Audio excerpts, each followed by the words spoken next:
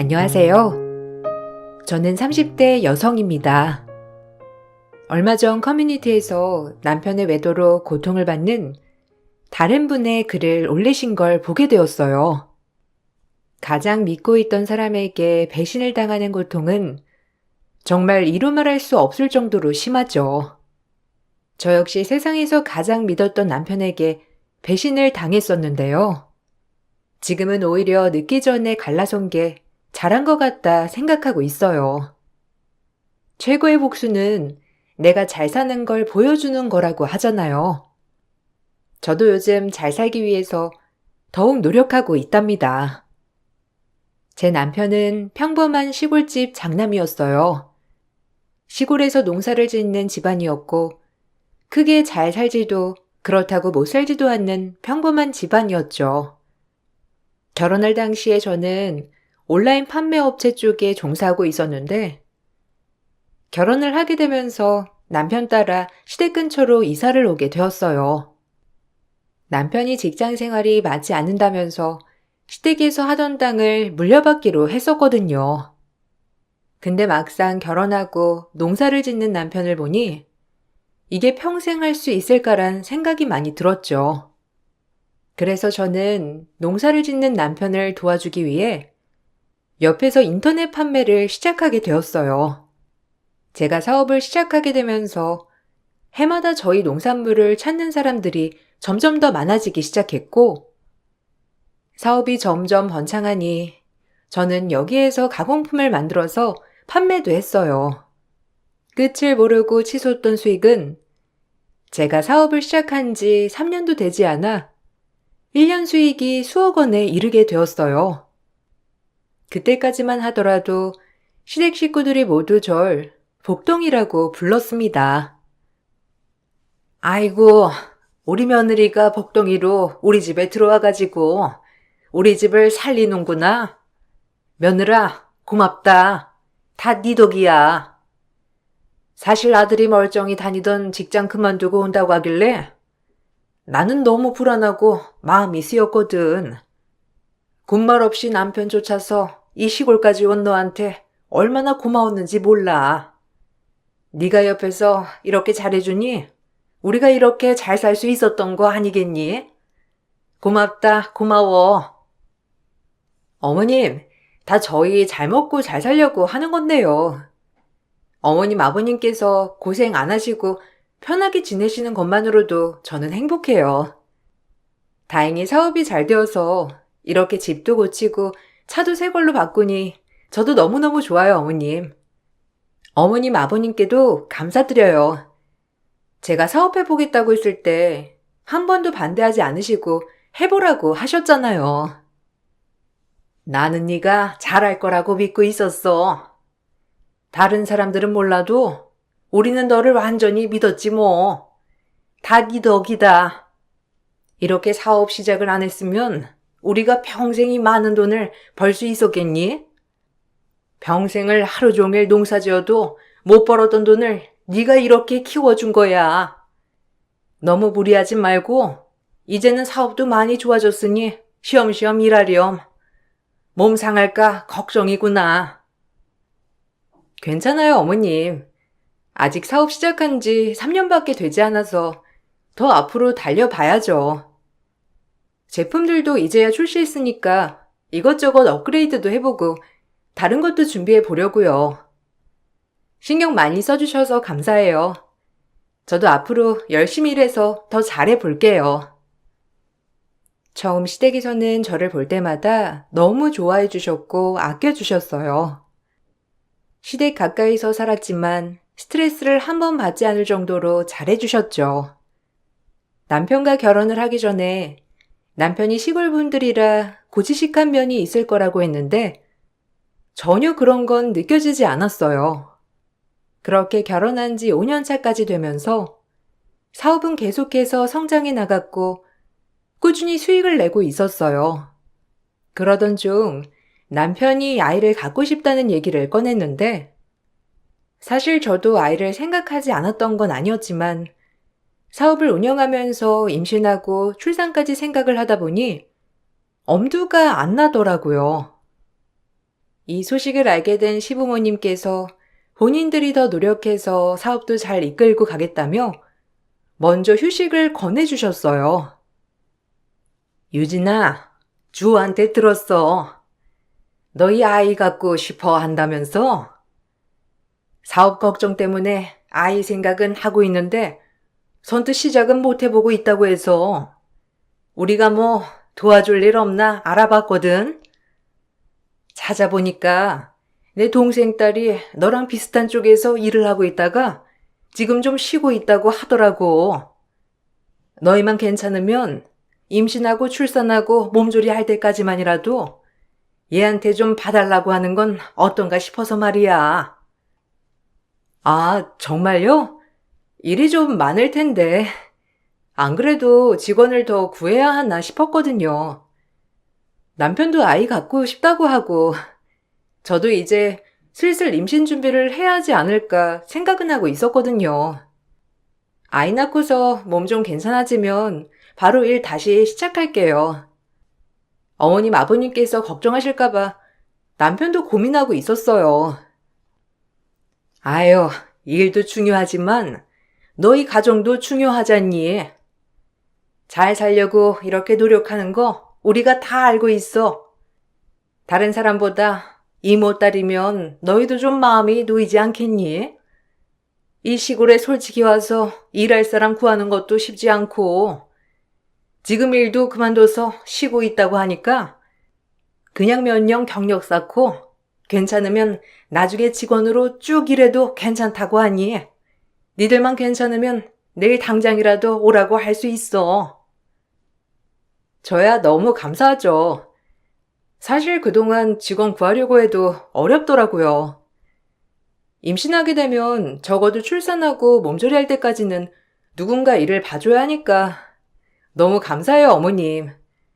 이렇게까지 신경 써 주신다니. 제가 잘 인수인계 해볼게요. 그렇게 시골까지 오게 된 남편의 사촌 덕분에 저는 걱정 없이 임신을 준비하게 되었어요. 그런데 이상하게 임신이 잘 안 되더라고요. 직원도 있겠다. 전보다 사업 스트레스는 줄어드는 것 같은데 아무리 시도를 해도 임신이 잘 안 됐죠.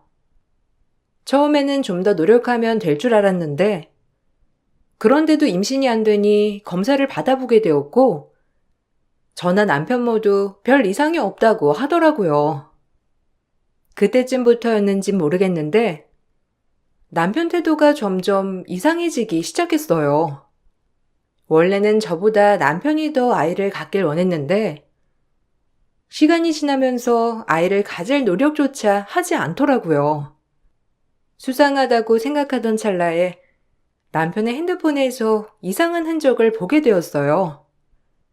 바로 남편의 동창이었던 여자가 남편에게 애정 가득한 이모티콘을 아침마다 보내고 있더라고요. 당신, 이거 뭐야? 당신 아무리 그래도 친구랑 이런 애정 어린 메시지를 보내는 건 좀 아니지 않아? 당신 진짜 수상해. 어떻게 나한테는 이런 안냐는 연락 한 번 없는데 꼬박꼬박 이 여자랑은 아침마다 연락했었네? 동창이라면서 어떻게 이렇게 친밀하게 연락할 수가 있어? 도대체 뭐 하는 사이야? 아, 왜 남의 핸드폰은 보고 난리야? 아무리 부부라지만 프라이버시가 있지. 핸드폰 이렇게 뒤지는 건 잘하는 거야? 진짜 기분 나쁘다. 그리고 얘는 내 오랜 친구인 거 몰라? 당신한테도 말했었잖아. 여기 시골에서 학교가 하나라 초등학교부터 고등학교까지 친구들이 다 똑같다고. 당신처럼 도시에서 자란 사람들은 그런 거 모르겠지만 남자 여자 할 것 없이 다 친하다고. 아무리 그래도 결혼한 사람한테 하트 이모티콘 보내고 보고 싶다고 하는 건 선 넘는 거 아니야? 당신 친구들이랑 그렇게 애틋하면서 여기 내려와서는 친구들 누구 한 명 본 적 있어? 아무도 안 보면서 이 친구랑만 애틋하다는 건 말이나 되고? 당장 그만둬.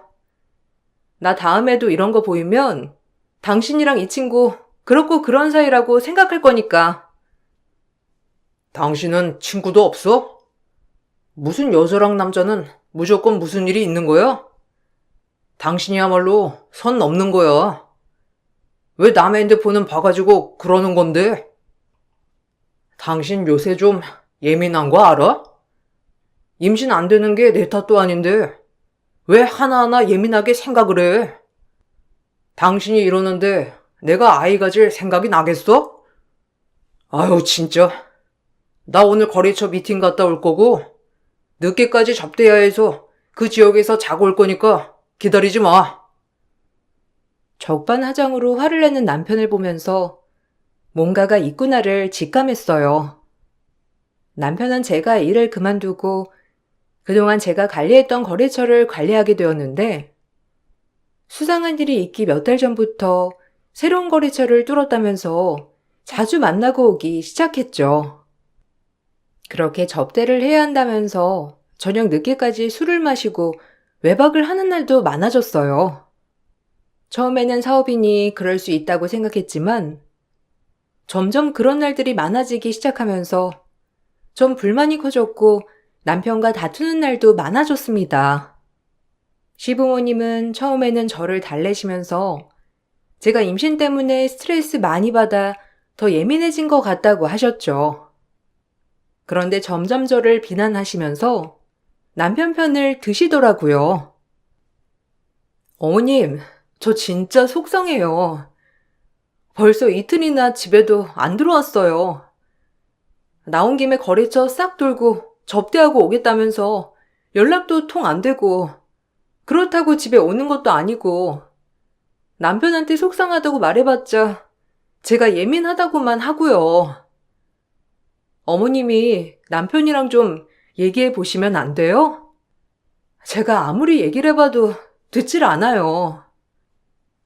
예, 사업하는 남자가 밖에서 일을 해야지. 집구석에 앉아 있어서는 되겠니? 네가 이제는 사업에 크게 관여를 안 하니까 모르는 거지. 조가 얼마나 정신없이 일하는데 그거 하나 이해를 못 해줘가지고는. 그리고 임신이 안 되면 마음을 편하게 가져야지. 네가 자꾸만 주어를 달달 볶으니까 걔가 더 엇나가는 거잖니. 네가 어르고 달래고 집에 들어올 마음이 생기게 해야 하는 거 아니니? 어머님, 저 노력 많이 하는 거 아시잖아요. 제가 일 많이 하니까 집안일 신경 안 써서 서운하다고 하길래 일도 줄이고 집안일 제가 다 하고 집밥 먹고 싶다고 해서 아침, 점심, 저녁 삼시세끼 제 손으로 다 해먹이고 출장 갔다 온다고 했을 때도 간식이며 다 바리바리 써주고 저도 열심히 했는데 주호 씨는 그게 아닌 것 같아요. 그런 거는 원래 기본으로 하는 거야. 너는 일하는 것도 중요하지만 네가 주부라는 걸 잊어버리면 안 되는데 자꾸 그걸 잊어버리니까 아들이 그런 말 좀 하는 거 아니겠어? 여자는 원래 결혼하면 가정이 우선이고 남자는 결혼하면 책임감 때문에 더 일을 열심히 하게 되는 거지. 일도 해볼 만큼 해봤으면서 너는 왜 이렇게 남편을 못 잡아먹어서 안달이니? 그렇게 스트레스 주지 말고 편하게 바깥일 하게 해줘야 하는 거 아니야? 남편이 그렇게 일을 하면서 사업이 잘 됐으면 저도 별말은 안 하겠지만 제가 주 사업에서 손을 떼면서 남편은 사업을 본격적으로 맡아 하게 되었는데 제가 원래 거래하던 거래처에서 저에게 연락이 와 불만을 토로할 정도로 사업은 엉망진창이 되어가고 있었어요. 그럼에도 불구하고 남편은 기존 거래처를 관리할 생각도 하지 않고 신규 거래처만 뚫으려고 노력했고 저는 저에게 관심도 없을 뿐만 아니라 사업까지 망치고 있는 남편에게 큰 실망을 했죠. 심지어 시부모님까지 밖으로 도는 남편을 탓하기는커녕 저에게 비난을 하니 점점 더 마음이 뜨더라고요. 그때쯤 아마 전 시댁 사업에서 아예 손을 떼게 되었는데 제 의지로 나온 건 아니었죠. 시댁에서도 남편이 이제 다 맡아서 하길 원했고, 남편 또한 제가 하는 일이 없다 생각을 했어요. 그런 곳에 제가 열정을 갖고 일을 하고 싶지 않아 그냥 그만두게 되었습니다. 그 뒤로 원래 다니던 회사에서 프로젝트를 맡아 하면서 프리랜서로 일을 했지만, 시댁에서는 그때부터 절 놀고 먹는 며느리 취급을 했고, 시모는 매일같이 집에 오셨어요. 아유, 이게 다 뭐야? 너는 집에서 그렇게 놀고 먹으면서 집안 정리를 이렇게 안 하니? 청소를 좀 하고 살아야 사람 사는 것 같지. 이게 뭐니? 남편이 이런 집안 꼴 보면서 집에 나 오고 싶겠어? 점심은 해놓았어? 저번에도 말했지만 점심에 우리 집 와서 밥 해놓으라고 하니까 왜 안 해놓고 아직까지 여기서 이렇게 있어? 어머님, 말씀드렸잖아요. 저 지금 일하고 있다고. 제가 쉬는 게 아니라요. 지금 프리랜서로 일하고 있어요. 청소도 일 다 끝나고 할 수 있고, 시댁 가서 밥은 못 한다고 저번부터 계속 말씀드렸잖아요. 요즘은 사무실 나가서 일하지 않고 집에서도 이렇게 재택으로 근무하면서 일할 수 있어요. 밖에 나가지 않는다고, 집에서 놀고 먹는다고 생각하지 않으셨으면 좋겠어요. 집에서 일을 한다는 게 말이나 되는 소리냐? 헛소리 하지 말고 당장 와서 밥이나 해. 네가 이러니까 아들이 집에 들어오고 싶은 마음이 생기겠니? 사업도 안 하겠다, 나 몰라라 하고. 아유, 내가 무슨 죄를 지었길래 며느리 뒤치다거리까지 해야 하고. 너 이렇게 할 거면 그냥 다시 회사 나와라. 와서 청소라도 하고 직원들 밥이라도 해. 몇 번을 말씀드려요. 저 일하고 있다고요. 언제는 저 하는 거 없다고 사업 남편한테 다 맡기라고 하시고서는 이제 와서 회사 출근하라니요. 집에서 일하는 거 보기 싫으시면 저 그냥 지금 하는 회사 다시 출근하러 갈게요. 집에서 일하는 걸 전혀 이해를 못 하시고 매번 집구석에만 박혀 있다면서 저에게 막말을 퍼부으셨죠. 남편은 집에 와도 저와 대화 한마디를 하지 않았던 날이 많았어요. 연고도 없는 곳에 남편 하나만 믿고 와 사업까지 번창시켜줬는데 사람 취급도 제대로 못 받으니 서러움은 점점 더 커졌습니다. 그러던 중 남편에게 상간녀가 있다는 사실을 알게 되었어요. 바로 그 남편의 여동창이었죠. 저는 너무나 분노했고 남편에게 헤어지자고 말을 했어요. 당연히 이혼을 받아들일 것 같았던 남편은 제가 이혼을 선언하자 태도가 확 바뀌더라고요. 이혼해. 다른 건 몰라도 다른 여자랑 바람 피운 건 절대로 용서 못해. 당신 나한테 거짓말까지 해가면서 그 여자랑 이곳저곳 여행도 잘도 다녔더라? 언제까지 내가 모를 거라고 생각했어? 어차피 당신 차 블랙박스에 찍힌 거 다 내가 가지고 있으니까 잔말 말고 이혼해. 소송까지 하고 싶지도 않고 그냥 깔끔하게 헤어지자. 여보, 내가 정말 미안해. 미쳤었나 봐. 그냥 처음에는 거래처 가면서 심심하니까 걔도 지금 일을 안 하고 있어서 그냥 친구끼리 데리고 다니다 보니까 실수한 거야. 내가 정말 다신 안 그럴게. 한 번만 믿어줘. 내가 정말 잘못했어. 당신 대신에 사업 운영하려고 하니까 스트레스도 심하고 당신한테 도움 요청하기에는 자존심도 상하고 그래서 다 내 잘못이야. 헤어지자고만 하지 말아줘. 갑자기 왜 이러는 거야? 당신 나랑 헤어지는 거 원하고 있었던 거 아니야? 그래서 집에 와도 나 한 번 신경 안 쓰고 매번 밖으로만 돌았던 거잖아. 안 그런 척 연기하지 말고 이혼하자고. 나도 더 이상 사람 취급도 안 하는 남편이랑 살고 싶지 않으니까 이혼하자니까. 여보, 내가 미쳤었어. 정말 미안해. 유진아, 당신한테는 평생 내가 갚으면서 살게. 이혼만은 제발 하지 말자. 엄마, 아버지 아시면 진짜 큰일 나. 평생 이혼이란 건 죄라고 생각하시는 분들이신데 우리 이혼한다고 하면 나 집에서도 쫓겨나고 지금 하는 사업도 못해. 제발 당신 하자는 대로 다 할게.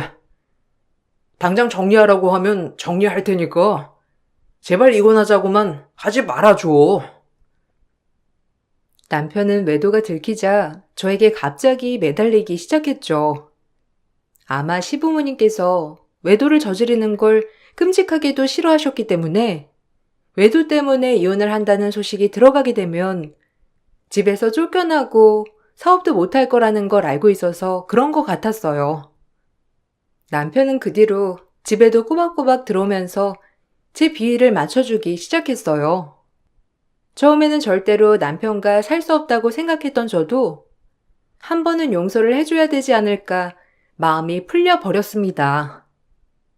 아마 지금 생각해보면 냉정하지 못했던 제가 너무 바보 같지만 그때는 남편에게 애정이 남아있었기 때문에 한 번 더 믿고 싶었던 것 같아요.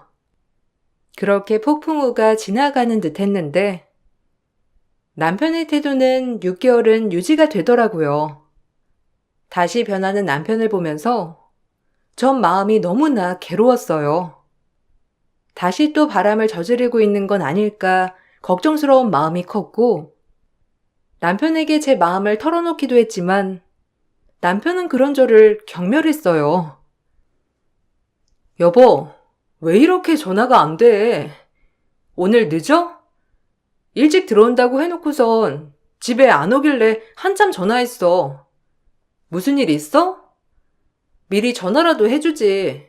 밥 차리고 기다리고 있었어. 당신 요새 무슨 일 있는 거야?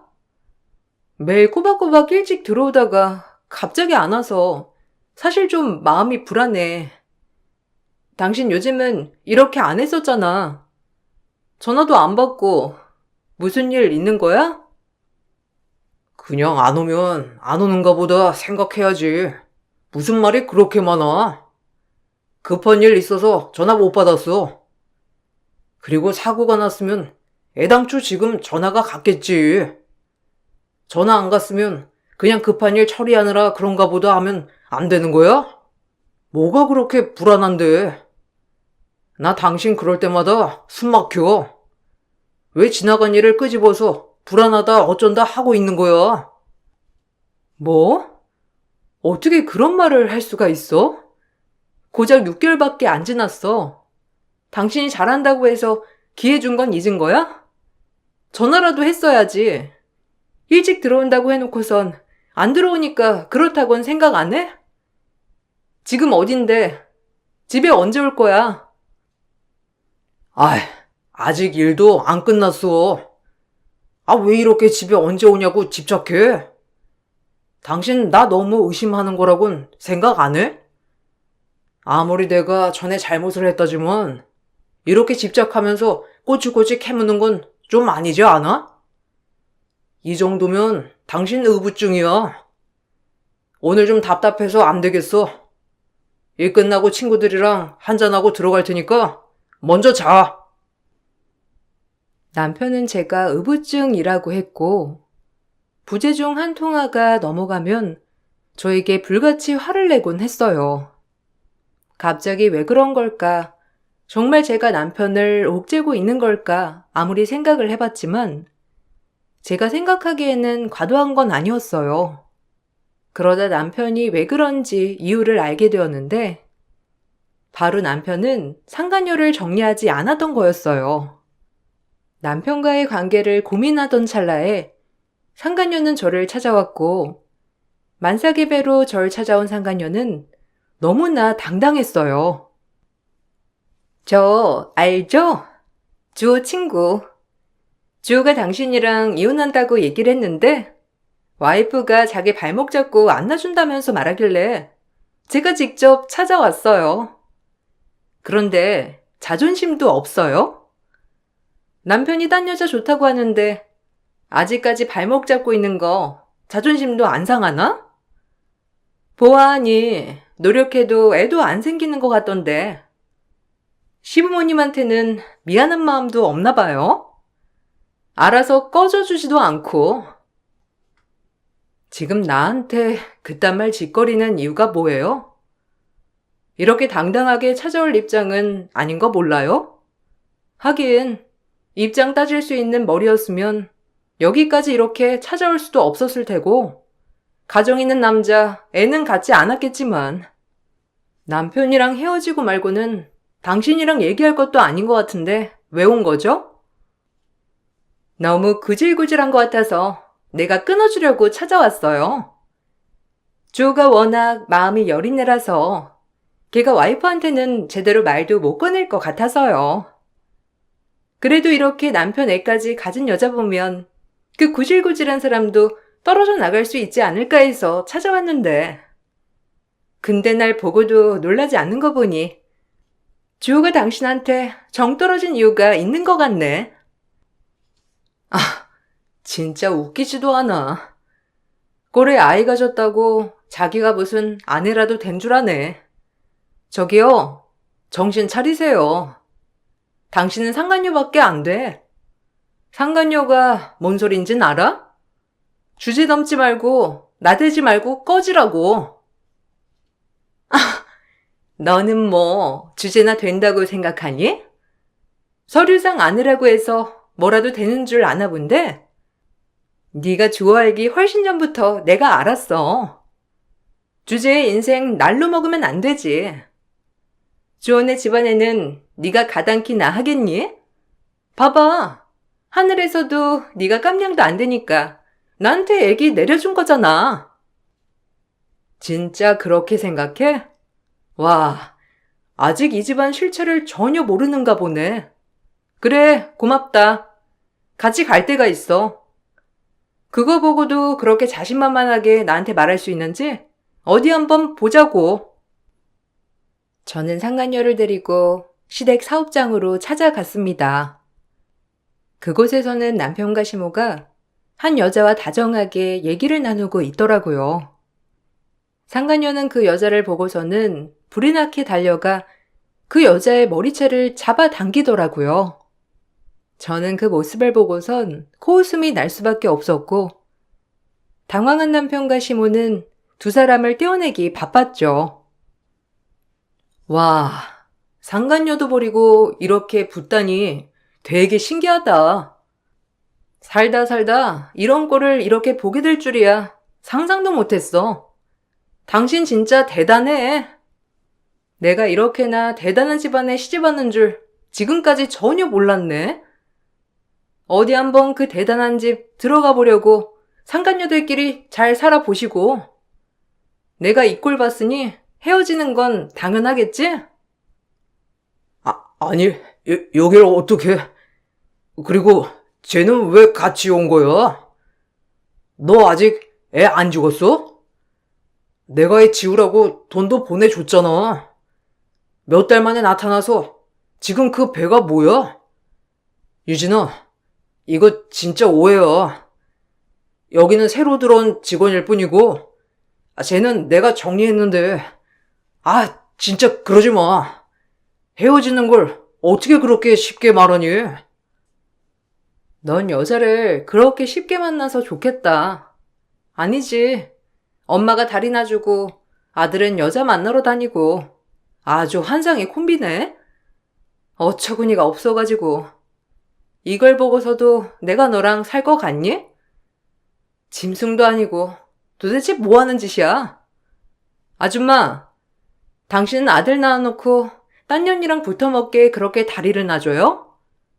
동네방네 소문난 건 아나 몰라? 지금 너 나보고 아줌마라고 했니? 얘가 보자 하니까 못하는 말이 없어. 네가 그러니까 내가 새며느리 보려고 그런 거야. 그게 뭐 어째서? 별 볼 일 없는 애 그나마 며느리라고 봐주니까 지금 우리가 웃음니? 우리 집 수입이 얼만데 그걸 그냥 놀고 먹는 애한테 줄 것 같아? 우리야말로 너 같은 애는 필요 없으니까 당장 우리 집에서 나가. 그렇게 말 안 하셔도 나갈 거고요. 그 수입 누가 만들어줬는지 벌써 까먹으셨어요? 사람이 은혜를 잊으면 어떻게 되는지 모르시나 봐요. 야, 네 엄마나 너나 정신머리나 챙겨. 꼴에 밖에서 별의별 짓을 다 하고 다녔네. 네 덕에 위자료는 두둑히 받겠다. 그렇지? 충격적이게도 시모와 남편은 한통속이었고, 남편은 시부모에게 외도 사실을 말하지 말라고 했지만, 사실 시모는 그걸 알고 있었고, 다 숨겨주고 있었어요. 시부만이 외도를 극도로 혐오했을 뿐이었지, 시모는 남편이 잘못한다고 생각조차 안 했던 거죠. 오히려 자기 집이 부자가 되니 여기에 제가 맞지 않다고 생각을 했던 모양이었어요. 동네에서 잘 산다는 사모들에게 본인 아들이 이혼할 것 같다며 잘난 집 새 신부감을 찾아달라고 뻔뻔하게 말하고 다녔더라고요. 그 덕에 원래 바람을 저질렀던 동창생 상간녀도 버림을 당했던 건데, 그 여자는 저 때문에 자신이 버림당했다 생각해 절 찾아왔던 거였어요. 남편이 다시 변하기 시작하면서 전 남편이 무슨 짓을 하고 다니는지 알아보게 되었고, 그렇게 시모와 남편의 행각을 알게 되었어요. 아마 남편은 그 부잣집 여자와 잘 됐다면 저와 어떻게든 헤어지고 그 여자랑 다시 결혼을 하려고 했겠죠. 그렇게 되면 시부에게도 미움받지 않고 재혼할 수 있으니 시모와 남편은 그렇게 머리를 쓴 것 같았어요. 전 모든 사실을 알고선 소송을 진행했습니다. 남편에게는 외도로 인한 이혼 청구를, 거기에 시모와 상간녀에게도 위자료 청구를 진행했어요. 부잣집 여자는 혼인빙자로 남편을 고소했는데 모든 사실이 밝혀지고 시부는 쓰러지셨고 집안은 풍비박살이 났습니다. 이혼 소송이 끝날 때쯤 남편은 한 번만 만나달라고 하더라고요.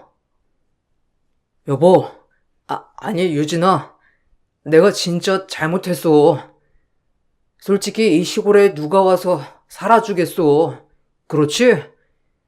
당신이 모든 걸 다 포기하고 여기까지 왔는데, 거기다가 당신이 사업까지 시작하고 키워준 건데, 내가 그 은혜를 모르고 이런 집까지 버려서 너무너무 미안해.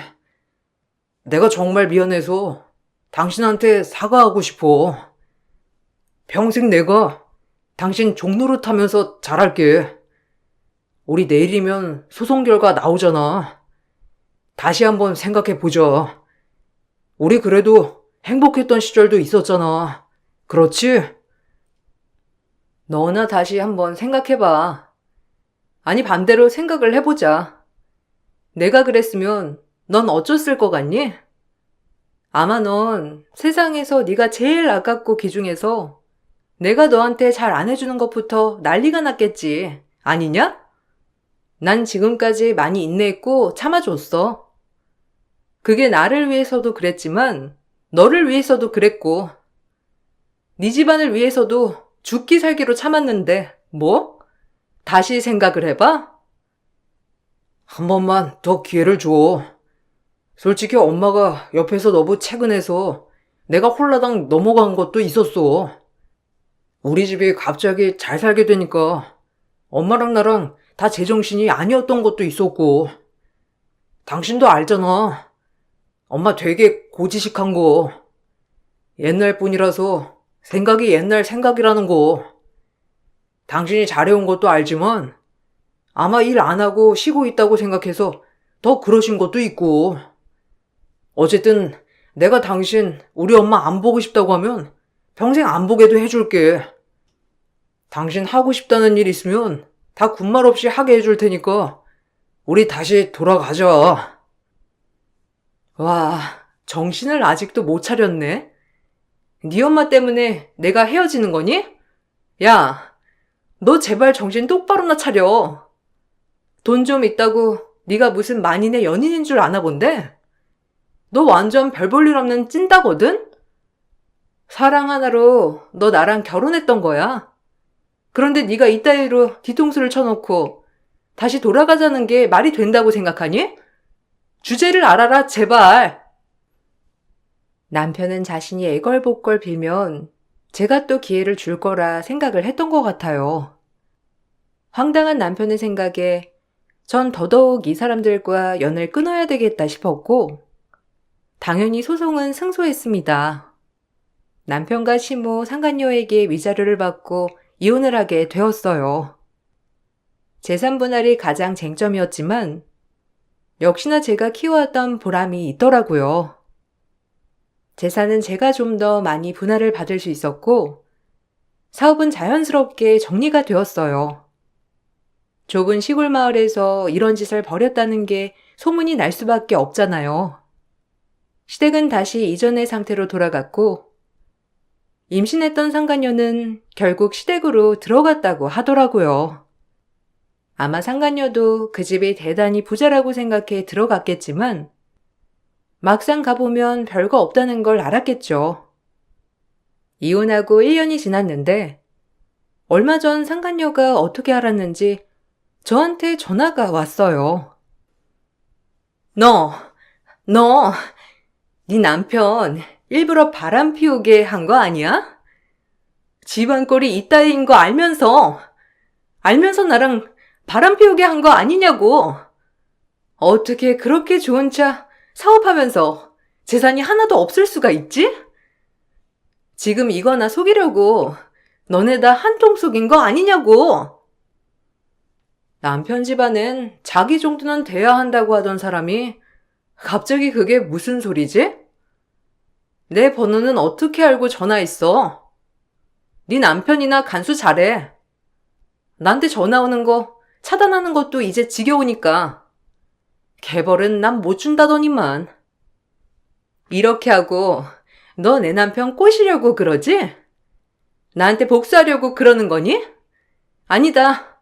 너 그냥 다시 데리고 가. 나도 이 집에서 나가고 싶으니까 다시 데리고 가라고. 어떻게 이런 집이라는 걸 나한테 말 안 해줄 수가 있어?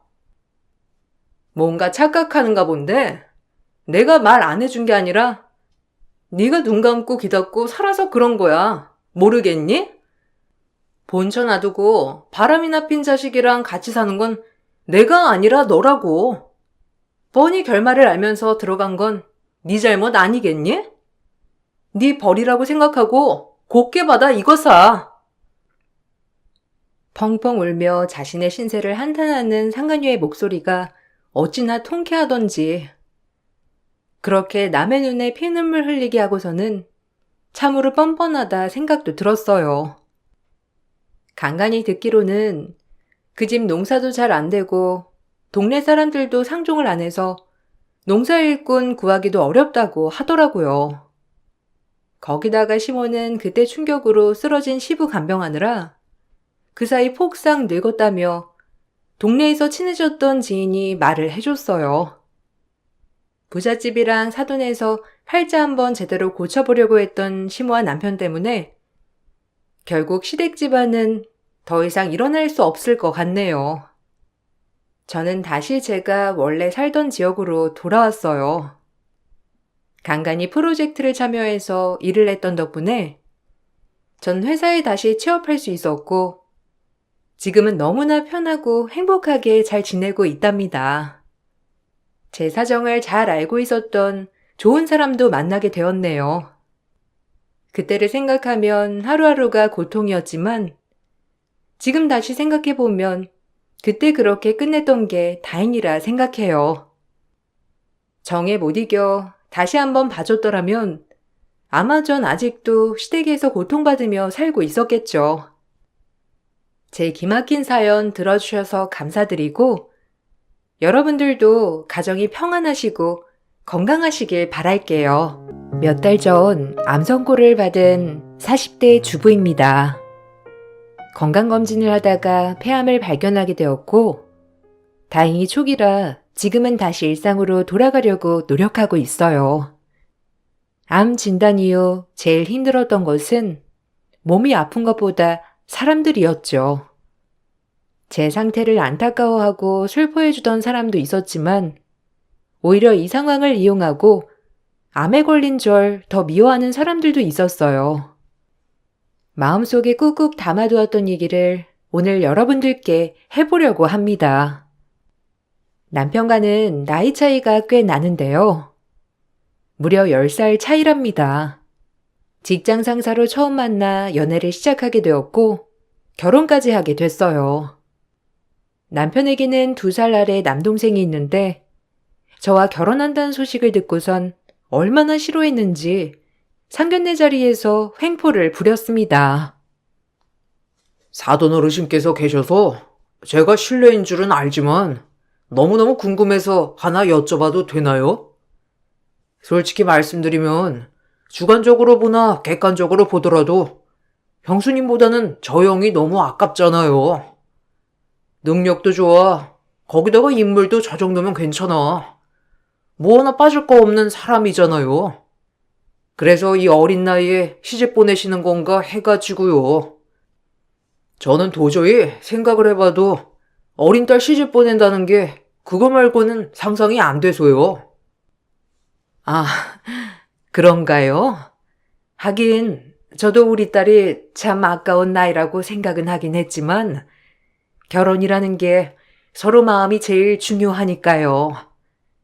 사돈 총각께서도 잘 아시겠지만 사람이라는 게 겉으로 보이는 게 다는 아니잖아요. 속이 알찬 사람이 정말 좋은 사람이고 저희가 봤을 때에는 서로 잘 맞고 아껴주니 지금 결혼을 해도 괜찮겠다 생각을 한 거예요. 아무리 그래도요. 우리 형 좋다고 따라다니는 여자들이 한 트럭은 더 될 텐데. 형이 갑자기 10살이나 어린 여자애 데리고 와서 결혼한다고 하길래 나는 또 형수님이 형 다리 붙잡을 꼬투리라도 잡았나 해가지고 여쭤본 거예요. 솔직히 말씀드리면 저는 이 결혼이 말도 안 된다고 생각을 하지만 뭐 제가 결혼하는 게 아니니까 사돈 어르신께서도 그렇게 생각하시지 않나요? 너 지금 뭐 하자는 거야? 그만 입 못 다물어? 장모님, 죄송합니다. 저희 동생이 나이만 많이 먹었지 아직 철이 없어서요. 정말 죄송합니다. 이 자리가 무슨 자리인데 그따위 말을 함부로 해? 얼른 장모님께 사과드려. 이런 말 하려고 여기까지 굳이 따라오겠다고 한 거야? 얼른 사과드리지 못해? 아이고, 죄송합니다, 사돈 어르신. 아시다시피 제가 형을 너무너무 좋아하고 존경해서요. 급이 맞는 사람이랑 만나면 좋겠지만 형은 너무 착해서 사람을 잘 볼 줄 모르거든요. 어쨌든 기분은 나쁘실 테니 제가 사과드릴게요. 죄송합니다. 상견례에서 시동생은 남편에게 끌려가듯이 나갔고 남편은 결혼식장에도 오지 못하게 했어요. 저희 집에서도 망나니 같은 시동생 때문에 결혼을 고민했지만 남편 하나만 믿고선 결혼을 허락해 주셨어요. 다행히 남편은 제 평생 든든한 기둥이 되어 주었죠. 시동생이 남편의 결혼을 기분 나빠하는 이유는 있었어요. 가난한 집안 장남이었던 남편은 능력이 없었던 시부모, 철없던 시동생을 대신해서 시댁을 책임지고 있었어요. 월급의 대부분을 시댁에 가져다 주었고 그걸로 다른 식구들이 먹고 살았죠. 특히나 시동생은 남편이 주는 용돈으로 제대로 된 직장도 다니지 않고서 탱자탱자 놀고 먹으며 살았고 그런 와중에 결혼을 하겠다고 하니 당연히 반대를 했던 거였어요. 남편이라고 해서 시동생을 가만히 둔 건 아니었는데 무시도 해보고 연락도 안 받아봤지만 그럴수록 시동생은 시부모님에게 매달렸고 그걸 바라보지 못한 남편은 시동생까지 감사하고 있었던 거죠.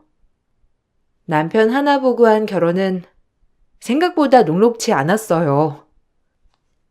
어미야, 이번 주말에 동네에서 근교로 단풍 여행을 간다고 하는데 거기 가려면 참가비를 내야 한다더라. 올해 단풍은 아주 꽃같이 예쁘게도 폈다면서 다들 간다고 그러더라고.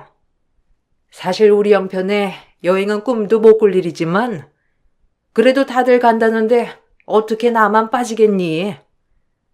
그래서 말인데 장갑이랑 뭐 이것저것 살 용돈 좀 보내주면 안 되니? 어머님, 저번 주에 제가 용돈 보내드렸는데 그거 벌써 다 쓰신 거예요? 이번 달에는 어머님 여기저기 쓰실 게 많다고 하셔서 제가 좀 넉넉하게 보내드렸는데 제가 남편한테 한번 얘기해 볼게요. 저희도 이번 달에는 써야 될 곳이 좀 많아서요. 아니면 도련님한테 한번 말씀을 해보시는 건 어떠세요? 이번에 그래도 월급 많이 받는다면서 말하던데. 걔가 돈이 어디 있겠어? 그나저나 너희가 돈 쓸 일이 뭐가 있니? 애들이 큰 것도 아니고 식비가 많이 드는 것도 아닐 텐데 고작 참가비도 못 내주니? 돈 관리는 누가 하고 있어? 전에 아들이 할 때는 부족하단 말 한 번도 안 하던데 어떻게 결혼하고 나서는 내내 부족하다니? 어머님, 결혼하고 드리는 용돈이 많이 올랐잖아요. 저희도 마음 같아서는 넉넉하게 드리고 싶죠. 그런데 상황이 그렇게 안 돼서요. 일단 여행 가시는 건 남편한테 한번 물어볼게요. 정 안 되면 도련님한테라도 제가 한번 말을 해볼게요. 아휴, 됐다. 늙으면 나가 죽어야지. 집구석에 앉아서 돈만 쓸 궁리하는 노인네가 뭐 그렇지. 됐다. 얘 신경 쓰지 말거라. 남들 다 가는 국내 여행 해외도 아니고 국내로 가는 여행도 못 가는데 뭐 대처지에 무슨 여행이니? 됐으니까 신경 쓰지 말아라. 결혼 후에도 시부모는 여전히 남편의 돈을 맡겨놓은 것 마냥 찾으셨고, 시간이 지나면서 점점 더 많은 돈을 요구하셨어요. 남편은 중간에서 중재를 하려고 부단히 노력했지만, 시부모의 억지를 모두 막을 순 없었죠. 불행 중 다행인지, 시동생은 저희가 결혼을 한 이후부터 직장에 다니기 시작했고, 생각보다 열심히 직장을 다니더라고요. 그런데도 시부모님께서는 시동생에게는 단 한 번도 용돈에 대해서 꺼내시진 않으셨는데 서운한 마음이 들기도 했죠. 시간이 흐르면서 시동생과 저희의 경제력은 많이 차이가 나기 시작했어요. 당연히 시댁에 들어가는 돈이 많았던 저희는 10년이 지나고서도 이것저것 전세로 이사 다니며 살았지만 시동생은 번듯하게 자기 집을 마련하더라고요. 어떻게 그럴 수 있을까 생각했었는데 남편은 그 속사정을 다 알고 있었죠. 이번에 장훈이 집 구해서 나가는 거 알고 있지? 방 2칸짜리 아파트지만 그래도 혼자 살기에는 충분하고 또 집도 마련했으니 결혼할 여자도 빨리 만날 수 있지 않겠니? 다음 주에 이사한다고 하니까 그때는 다들 시간 좀 비워두고 와서 도와주렴. 언제 철들까 했는데 10년 꼬박 일하더니만 기어이 자기 집 마련하고 나가는구나. 대견하다, 대견해. 에이, 엄마. 내가 좀만 더 일찍 정신 차렸으면 방 2개가 뭐야.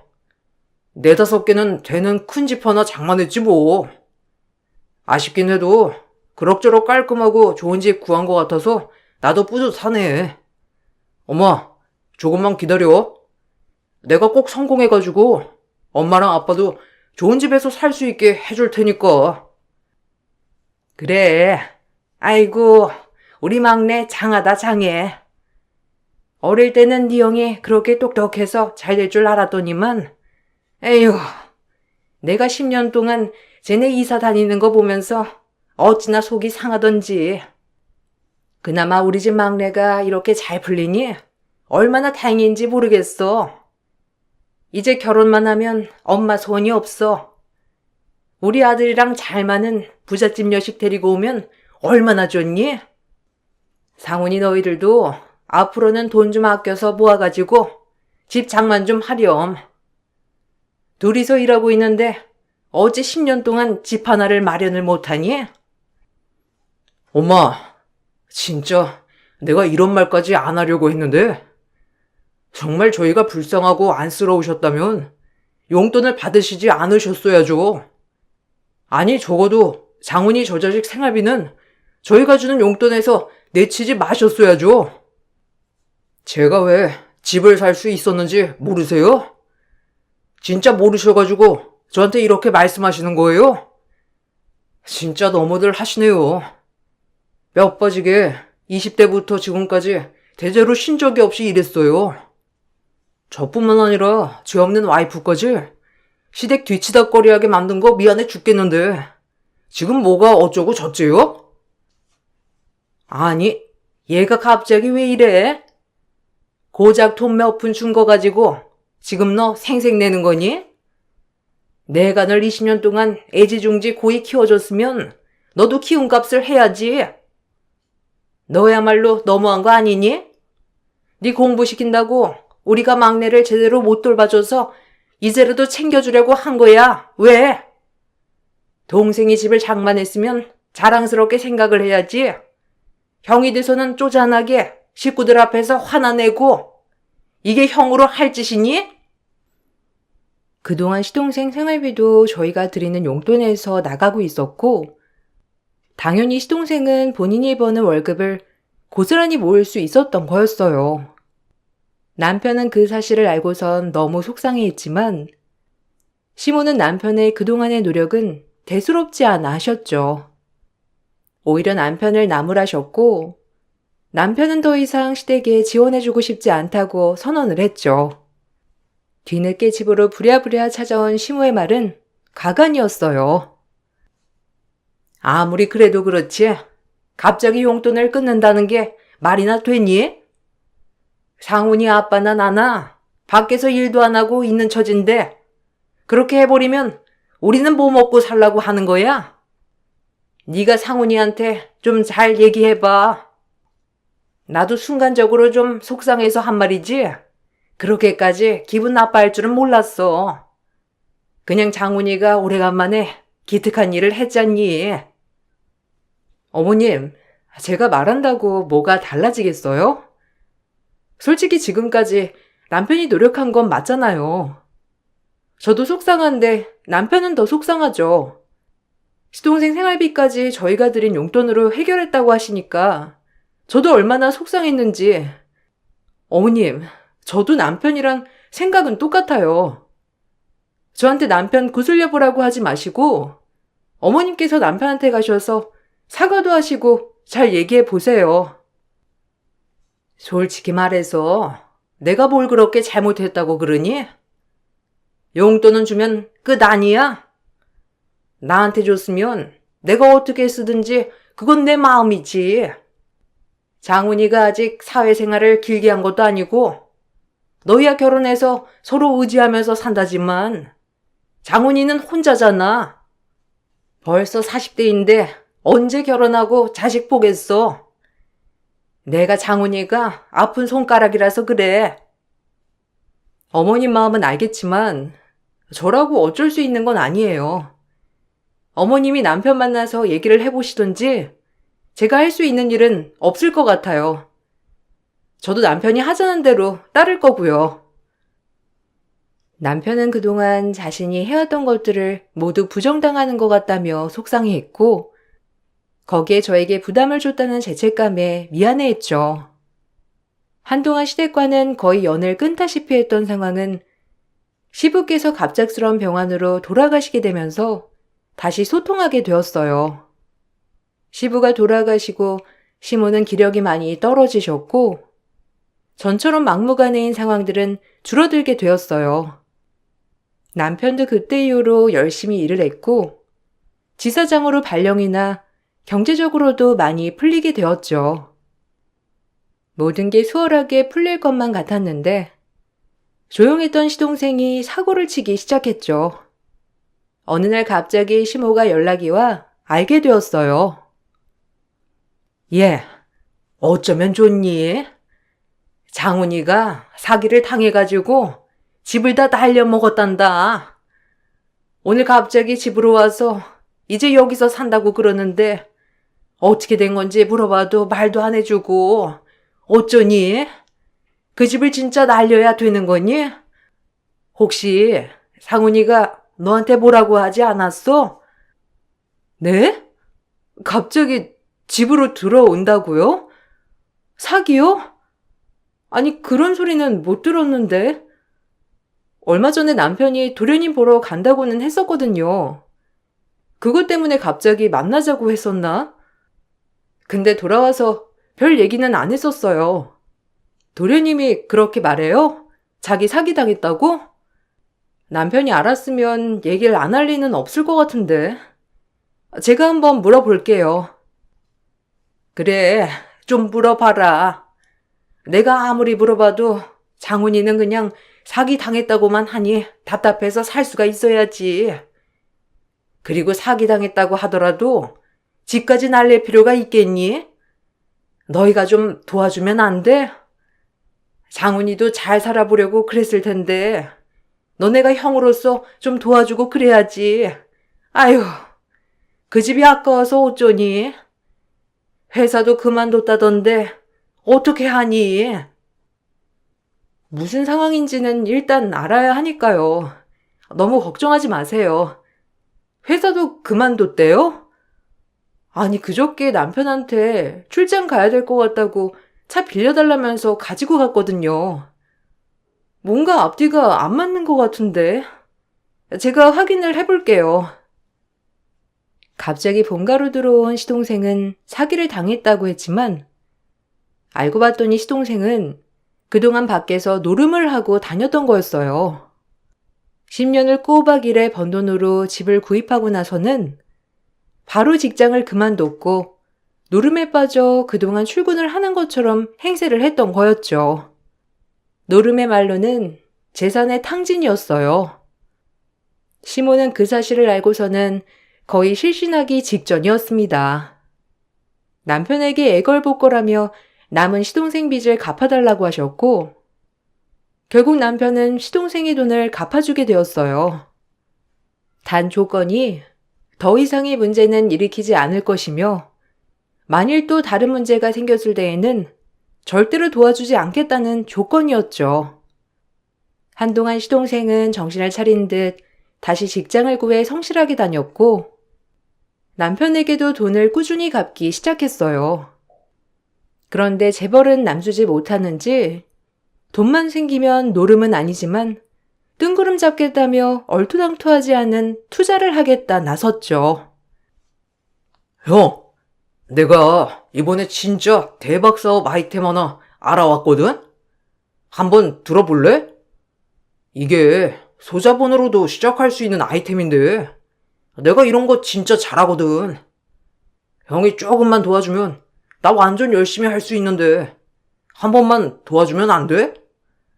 솔직히 나이 들어 직장에서 막내하는 것도 꼴사납고 그냥 내 사업하면서 돈 버는 게 낫지 않을까? 헛소리 하지 말고 열심히 일이나 해. 그 나이에 말단 직원으로 들어가게 된 이유도 좀 생각을 해보고 네가 정신 차려서 살았으면 그 꼴사 나온 상황이 생기기나 했겠냐? 사업이고 뭐고 뭐 저지를 생각하지 말고 네가 저지른 거 수습할 생각이나 해. 도련님, 저도 그거 들어봤는데 그거 수익도 별로 안 나고 거의 피라미드식으로 운영하는 거라서 별로 안 좋대요. 그냥 지금 직장 다니시면서 일하시는 게 더 낫지 않으시겠어요? 저희도 지금 당장 도와드릴 수 있는 형편도 아니고 조금 더 신중하게 생각을 해보세요. 형수는 내가 뭐라든 안 입고 마음에 안 드는 건 아니고요. 아니, 형한테 물어보는데 형수가 무슨 상관이에요? 어차피 형이 형수보다 훨씬 돈 더 많이 버는구만. 동생 도와줄 수도 있는 거지. 혹시 형수, 형이 버는 돈 다 관리하는 거 아니죠? 그러면 너무 양심 없죠. 버는 돈 자체가 클래스가 다른데. 이런 얘기는 그냥 가족끼리 할 테니까 형수는 빠져요. 너야말로 버릇없이 뭐 하는 짓이야? 네 형수 말이 맞아. 아무리 급해도 아무거나 시작할 수 없고 잘 알지도 못하는 거 바로 시작할 수는 없어. 아무리 너보다 어리다고 해도 형수는 형수야. 그렇게 버릇없이 말하지 마라. 에이, 형. 내가 형수보다 8살은 더 많아. 형이 그렇게 말하면 나도 서운하지. 어쨌든 형도 생각해봐. 내가 잘 돼야 엄마 걱정도 덜고 그러면서 형 걱정도 덜어지는 거 아니겠어? 형 버는 돈도 많잖아. 형이 조금만 도와주면 내가 진짜 열심히 해서 돈 많이 벌어서 얼른 형 돈 갚을 수 있어. 시동생은 끝까지 정신을 차리지 않고 한탕 크게 돈을 벌려고만 했어요. 뭐 하나 꾸준하게 노력하는 거 없이 노름이든 투자든 한 번에 많은 돈을 벌려고 하니 자꾸만 사기를 당하곤 했죠. 정신 못 차리는 시동생이 답답했지만 혼자서 아등바등 해결해 보려고 고군분투하는 남편이 너무 안쓰러웠어요. 철없는 시동생은 40대까지 혼자였고 여자를 만나봐도 오래 사귀지 못하더라고요. 무엇보다 철없고 아나무인이니 만나줄 여자도 없을 거라 생각했어요. 그러던 중 시동생이 40대 후반이 되어 동서를 만나게 되었고 시모는 시동생이 누군가 만나고 있다는 사실만으로도 너무 좋아하셨어요. 동서는 시동생과 동갑이었고 시동생 회사에 가끔 오는 아르바이트생이었다고 하더라고요. 서로 좋은 관계로 연애를 한다고는 들었는데 얼마 안 가서 바로 결혼을 한다며 말을 하더라고요. 어떤 여자일까 궁금했는데 처음 인사를 하러 오던 날 끼리끼리가 이런 말이구나를 알게 되었어요. 안녕하세요. 아, 그 어리다는 형수님이시구나. 반가워요. 장훈 씨랑 8살이나 차이 난다고 해서 궁금했는데 액면가는 뭐 비슷비슷해 보이네요. 역시 출산이 무섭긴 해요. 그렇죠? 나는 얼굴 보고 형께서 다른 사람이랑 재혼이라도 했나 했잖아요.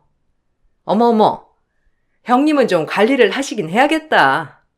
남들이 보면 저나 형님이나 같은 나이인 줄 알겠어요. 아, 아닌가? 내가 좀 더 젊어 보이나? 아, 그렇지. 자기가 훨씬 더 어려 보인다니까. 내가 걱정하지 말라고 했잖아. 형수, 여기 내 와이프 될 사람. 서로 친하게 지내요. 엄마한테는 이미 소개를 해줬는데 그래도 형수한테도 소개를 해줘야 하지 않을까 싶어서. 아무리 형수라고 해도 한국은 아직까지 나이가 우선이잖아요. 그러니까 우리 와이프도 잘 존대해 주시고. 에이, 자기야. 그런 소리 하지 마. 괜히 또 시집살이 시키면 어쩌려고. 나 그런 거 힘들어하는 거 알잖아. 형님, 친하게 지내요. 저보다 어리지만 이 집에는 10년 넘게 며느리로 사셨잖아요. 저보다 더 잘 아실 테니 전 형님만 믿고 있을게요. 동서는 동네에서 마사지 샵을 운영하고 있었고 듣기로는 그럭저럭 손님들이 있는 샵이라고 하더라고요.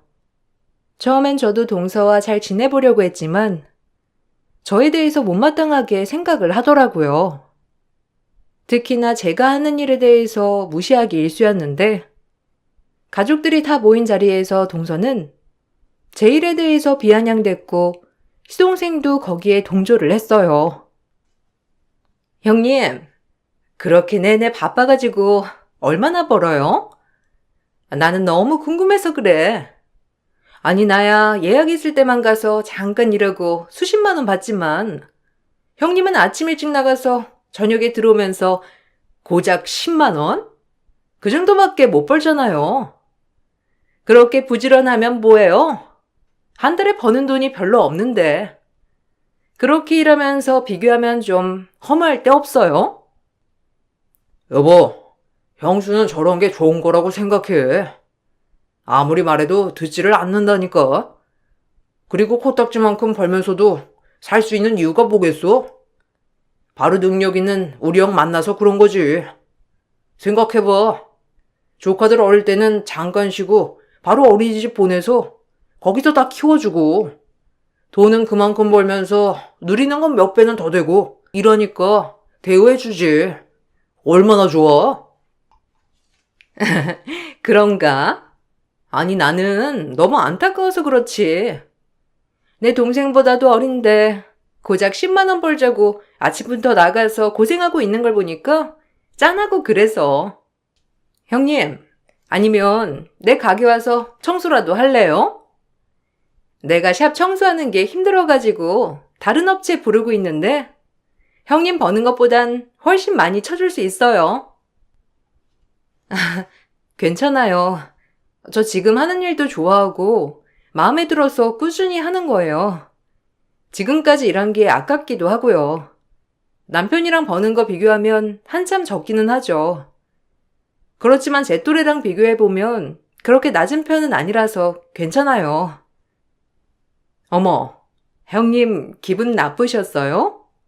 나는 그냥 돈이 적을 것 같아서 했던 말인데 기분 나빴다면 미안해요. 듣기로는 남편이 어릴 적에 좀 도와준 거 가지고 돈돈 그런다고 해서 난 또 많이 버는 줄 알았죠.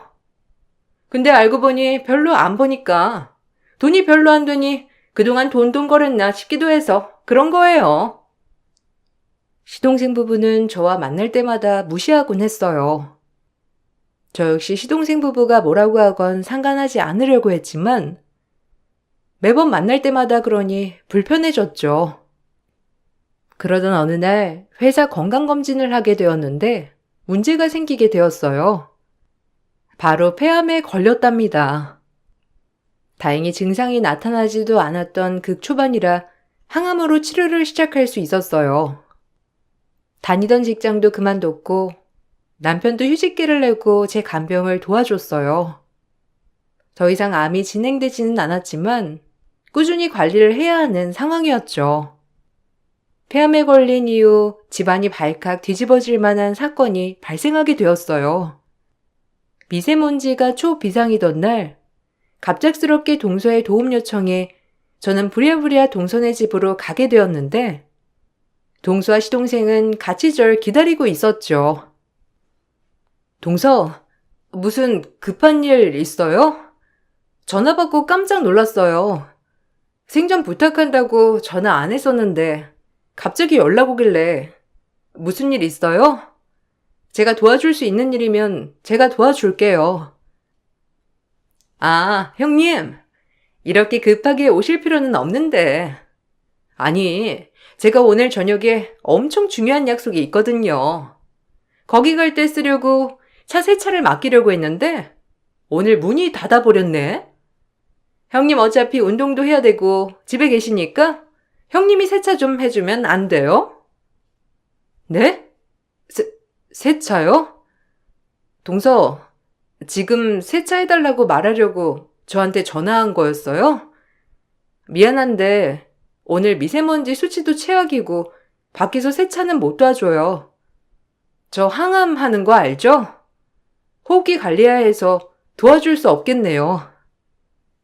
에이, 형님. 이 정도 날씨는 괜찮아요. 저도 이럴 때 골프 라운딩도 가고 그러는데 별탈 없었어요.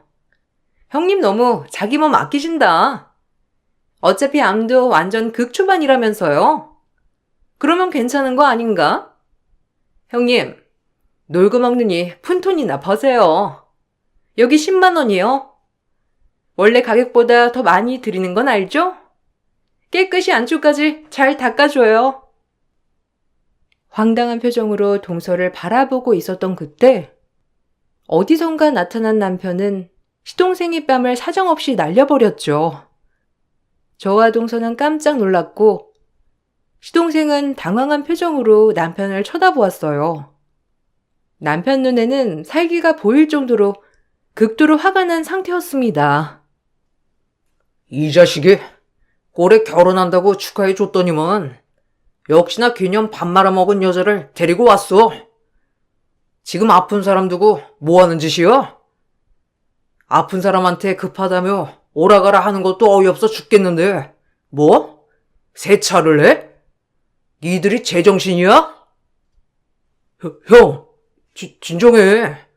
그게 아니라 그냥 겸사겸사 형수도 집에서 쉬고 있고 우리가 저녁에 나가봐야 하는데 세차장이 문도 닫았다고 해서 형수랑 형 다 쉬고 있으니까 돈 날 구멍도 없을 거 아니야.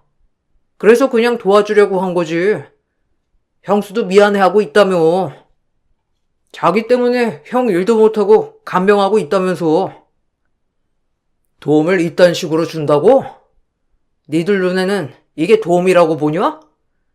도대체 어떤 생각을 갖고 살고 있으면 아픈 사람한테 이렇게 돼? 그래, 니들 그렇게 돈돈 하면서 우리 걱정까지 해주니까 이제는 도저히 안 되겠다. 내 푼돈 1억 갚을래? 아니면 네 부인 바꿀래? 둘 중 하나 선택해. 아이 형, 왜 그래? 우리가 무리한 거 시킨 것도 아니고. 그리고 10만 원에 세차해달라고 하는 거면 우리도 후하게 쳐준 건데 너무 감정적인 거 아니야? 형수, 그리고 그렇게 심하게 아픈 것도 아니잖아. 극초반이면 그냥 항암 받으면 낫는 거나 마찬가지인데 너무 오버하는 거 아니야? 그래, 그 오버하는 거 한번 내가 제대로 보여줄게. 당장 1억 내 통장으로 안 보내면 니들 그 잘난 사업장 압류 들어갈 거니까 알아서 해. 그거 싫으면 당장 네 와이프 치워. 남편은 시동생이 결혼을 한다고 하니 비로소 동생을 잡아줄 사람이 있겠다고 좋아했지만 동서가 저에게 하는 말을 듣고서는 단박이 시동생과 마찬가지인 여자구나 알았다고 하더라고요. 안 그래도 제가 나이가 적으니 더 갑질을 할 수도 있겠다는 생각에 걱정이 많았는데 갑자기 동서에게 전화가 오니 남편도 혹시나 몰라 저를 쫓아오게 된 거였죠. 더욱이 황당했던 건 시모의 태도였습니다. 역시나 시모의 아픈 손가락은 시동생이었어요. 시동생에게 말을 들었는지 그날 바로 집으로 쫓아온 시모는 어처구니 없는 말들을 내뱉었고 남편은 그걸 끝으로 그동안 참았던 울분을 모두 털었습니다. 아무리 그래도 그렇지. 동생한테 줬던 돈을 그렇게 뺏으면 되겠니? 너는 나이 든 동생이 평생 혼자서 늙었으면 좋겠다고 생각한 거야? 그것도 아니라면 어떻게 되었든 감정적으로 당장 내놔라 하지 말았어야지. 애가 오죽 서운했으면 나한테까지 찾아와서 말하겠어. 어머님, 그게 아니라요. 오늘 미세먼지가 심한데 저보고 세차하라고 하면서 시켜서 남편이 화나서 말한 거예요. 1억 빌려준 건 저도 몰랐고요. 남편이 많이 화나서 지금 말씀하셔도 별로 좋진 않을 것 같네요. 애미 너도 좀 그렇다. 애비가 옆에서 그러고 있으면 말려야지. 솔직히 말하면 폐암 초기는 암도 아니라더라. 항암만 받으면 낫는 걸 호들갑 떨면서 그렇게 천륜을 끊어서야 되겠니? 네가 아니고서야 우리 집에 분란이 있을 일이 뭐가 있어? 애민이가 아파서 지금 이 난리가 난 거 아니니? 그러게 몸 관리를 제대로 했어야지. 암이 뭐니? 우리 집에서 제일 젊은 애가 에휴. 도대체 무슨 생각으로 평생 사신 거예요? 와이프 아프다고 몇 번이나 말해야 알아들으실 건데요. 폐암 초기면 암이 아니라고요? 그럼 엄마 아프셔도 저 그 앞에서 죽을 병 아니니 괜찮다고 해도 되겠어요? 평생 우리 집에 희생하고 산 사람이에요. 주변 보면 와이프만큼 하는 사람도 없다고요. 도대체 엄마는 저를 얼마나 창피하게 만드실 작정이세요? 그렇게 애지중지한 아들 어디 한번 끼고 살아보세요. 앞으로 당신 아들은 한 명밖에 없으니 그렇게 아시고요. 더 이상 이 집에도 찾아오시지 마세요. 그 와중에도 모든 분란이 제 탓이라는 시모에게 남편은 크게 소리를 질렀고 연을 끊겠다 선언했죠. 사태가 벌어지고 나서 전 자세한 내막을 알게 되었어요. 알고 봤더니 남편은 동서가게에 1억을 빌려줬더라고요.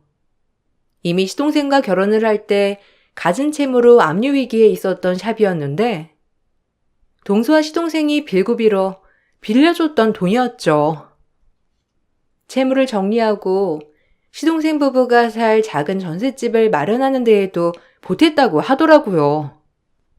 그때 작성한 차용증으로 남편은 동서에게 압류 소송을 진행했습니다. 당연히 이 일로 동서와 시동생은 크게 다투게 되었고 서로 상대방 탓을 하다가 결국 이혼까지 가게 되었어요. 동서는 샵이 망해 접어야 했고 이혼하면서 다른 지역으로 떠났다고 하더라고요. 시동생은 본가에 들어갔지만 여전히 정신 차리지 못하고 일용직으로 근근히 살고 있다네요. 지금도 시모모형이 집을 노리고 있다는데 참 사람은 변하지 않는다는 걸 알게 되었어요. 시모 역시 남편이 주는 용돈이 끊기고 난 후에는 먹고 살기 위해 고물을 주우러 다니고 있다고 하더라고요. 시동생은 자기 생활할 돈만 벌어두고는 생활비도 주지 않는다며 한탄하는 메시지를 보고선 어찌나 어이가 없던지 그동안 남편이 노력한 게 너무 아깝고 남편이 안타까웠어요. 그렇게 끈질겼던 남편의 짐들은 모두 내려놓고 저희는 이사를 가게 되었어요. 남편도 직장을 정리했고 공기 좋은 곳에서 요양하고 있네요. 지금껏 그래도 열심히 살아왔던 덕분인지 이사를 온 곳에서도 남편은 금방 자리를 잡았고 제 건강 상태도 좋아지고 있답니다. 아마 스트레스가 없어지니 저절로 좋아지는 것 같아요. 남편은 애초에 처음부터 끊었어야 하는 걸 너무 늦었다며 후회하고 저에게 미안하다고 했어요. 전 그래도 끝까지 최선을 다한 남편이 기특하고 오히려 더 믿음이 가네요. 앞으로는 정말 사랑하는 우리 가족들과 행복하게 지내려고요. 긴 사연 들어주신 분들께 정말 감사드려요. 여러분들은 항상 건강하시고 행복하시길 바랄게요. 안녕하세요. 부록을 앞두고 있는 수원에 사는 여성이에요. 곧 있으면 둘째 아이가 태어나는데 휴직 후 태교를 항상 여기 사연을 듣는 낙으로 태교를 한 것 같아요. 저 역시 저의 이야기를 오늘은 한번 해볼까 해요. 전 한 번에 결혼을 했던 경험이 있는 돌아온 싱글이었어요. 불행하게도 결혼한 지 1년이 되지 않아 남편은 췌장암으로 사망하고 말았죠. 너무 큰 충격으로 저 역시 살아갈 의지를 잃은 그때 제 옆에서 힘이 돼주던 대학 동기가 있었고 처음엔 친구였지만 계속되는 동기의 대시에 저 역시 마음이 많이 쓰여버렸죠.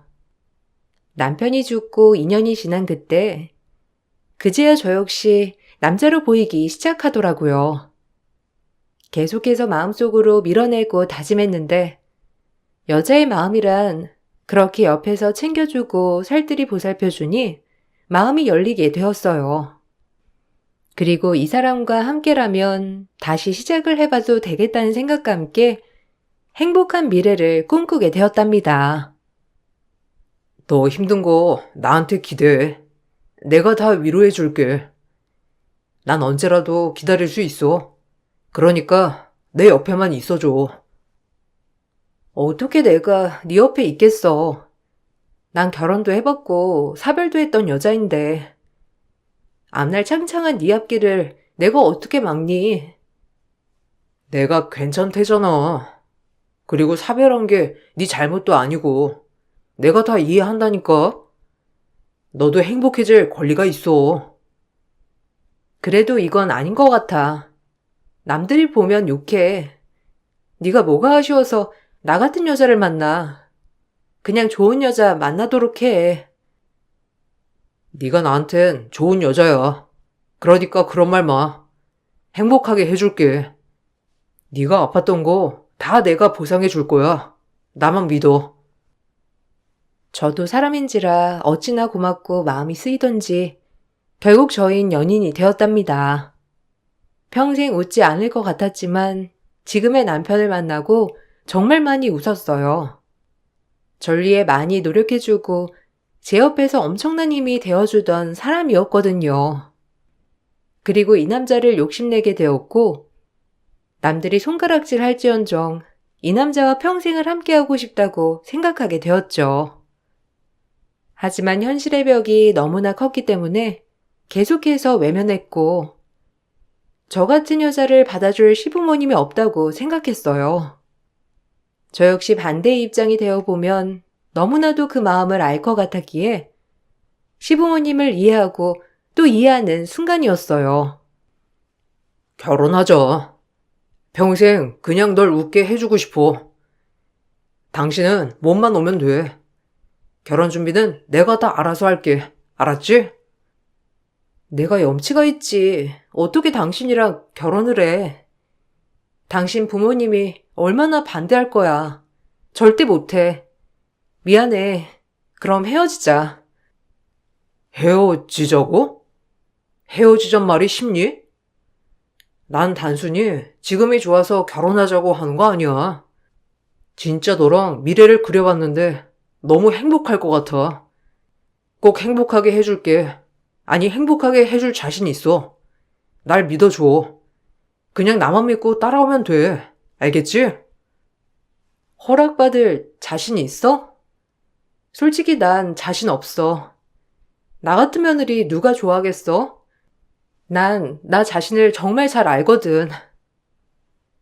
남편의 계속되는 설득에 마음이 많이 기울어졌고, 저 역시 이 남자를 놓치지 말아야겠다고 생각했어요. 사실 행복해지고 싶었고, 첫 번째 남편과 사별을 하고 우울했던 제 인생, 지금의 남편을 만나 많이 웃었거든요. 그래서 감히 남편과의 미래를 약속하게 되었죠. 하지만 저희의 결혼은 당연히 쉽지 않았고, 남편네 집안의 거센 반대가 이어졌습니다. 과부라고 하니 시어머니는 결사코 반대를 하면서 남편을 뜯어말리기 시작했어요.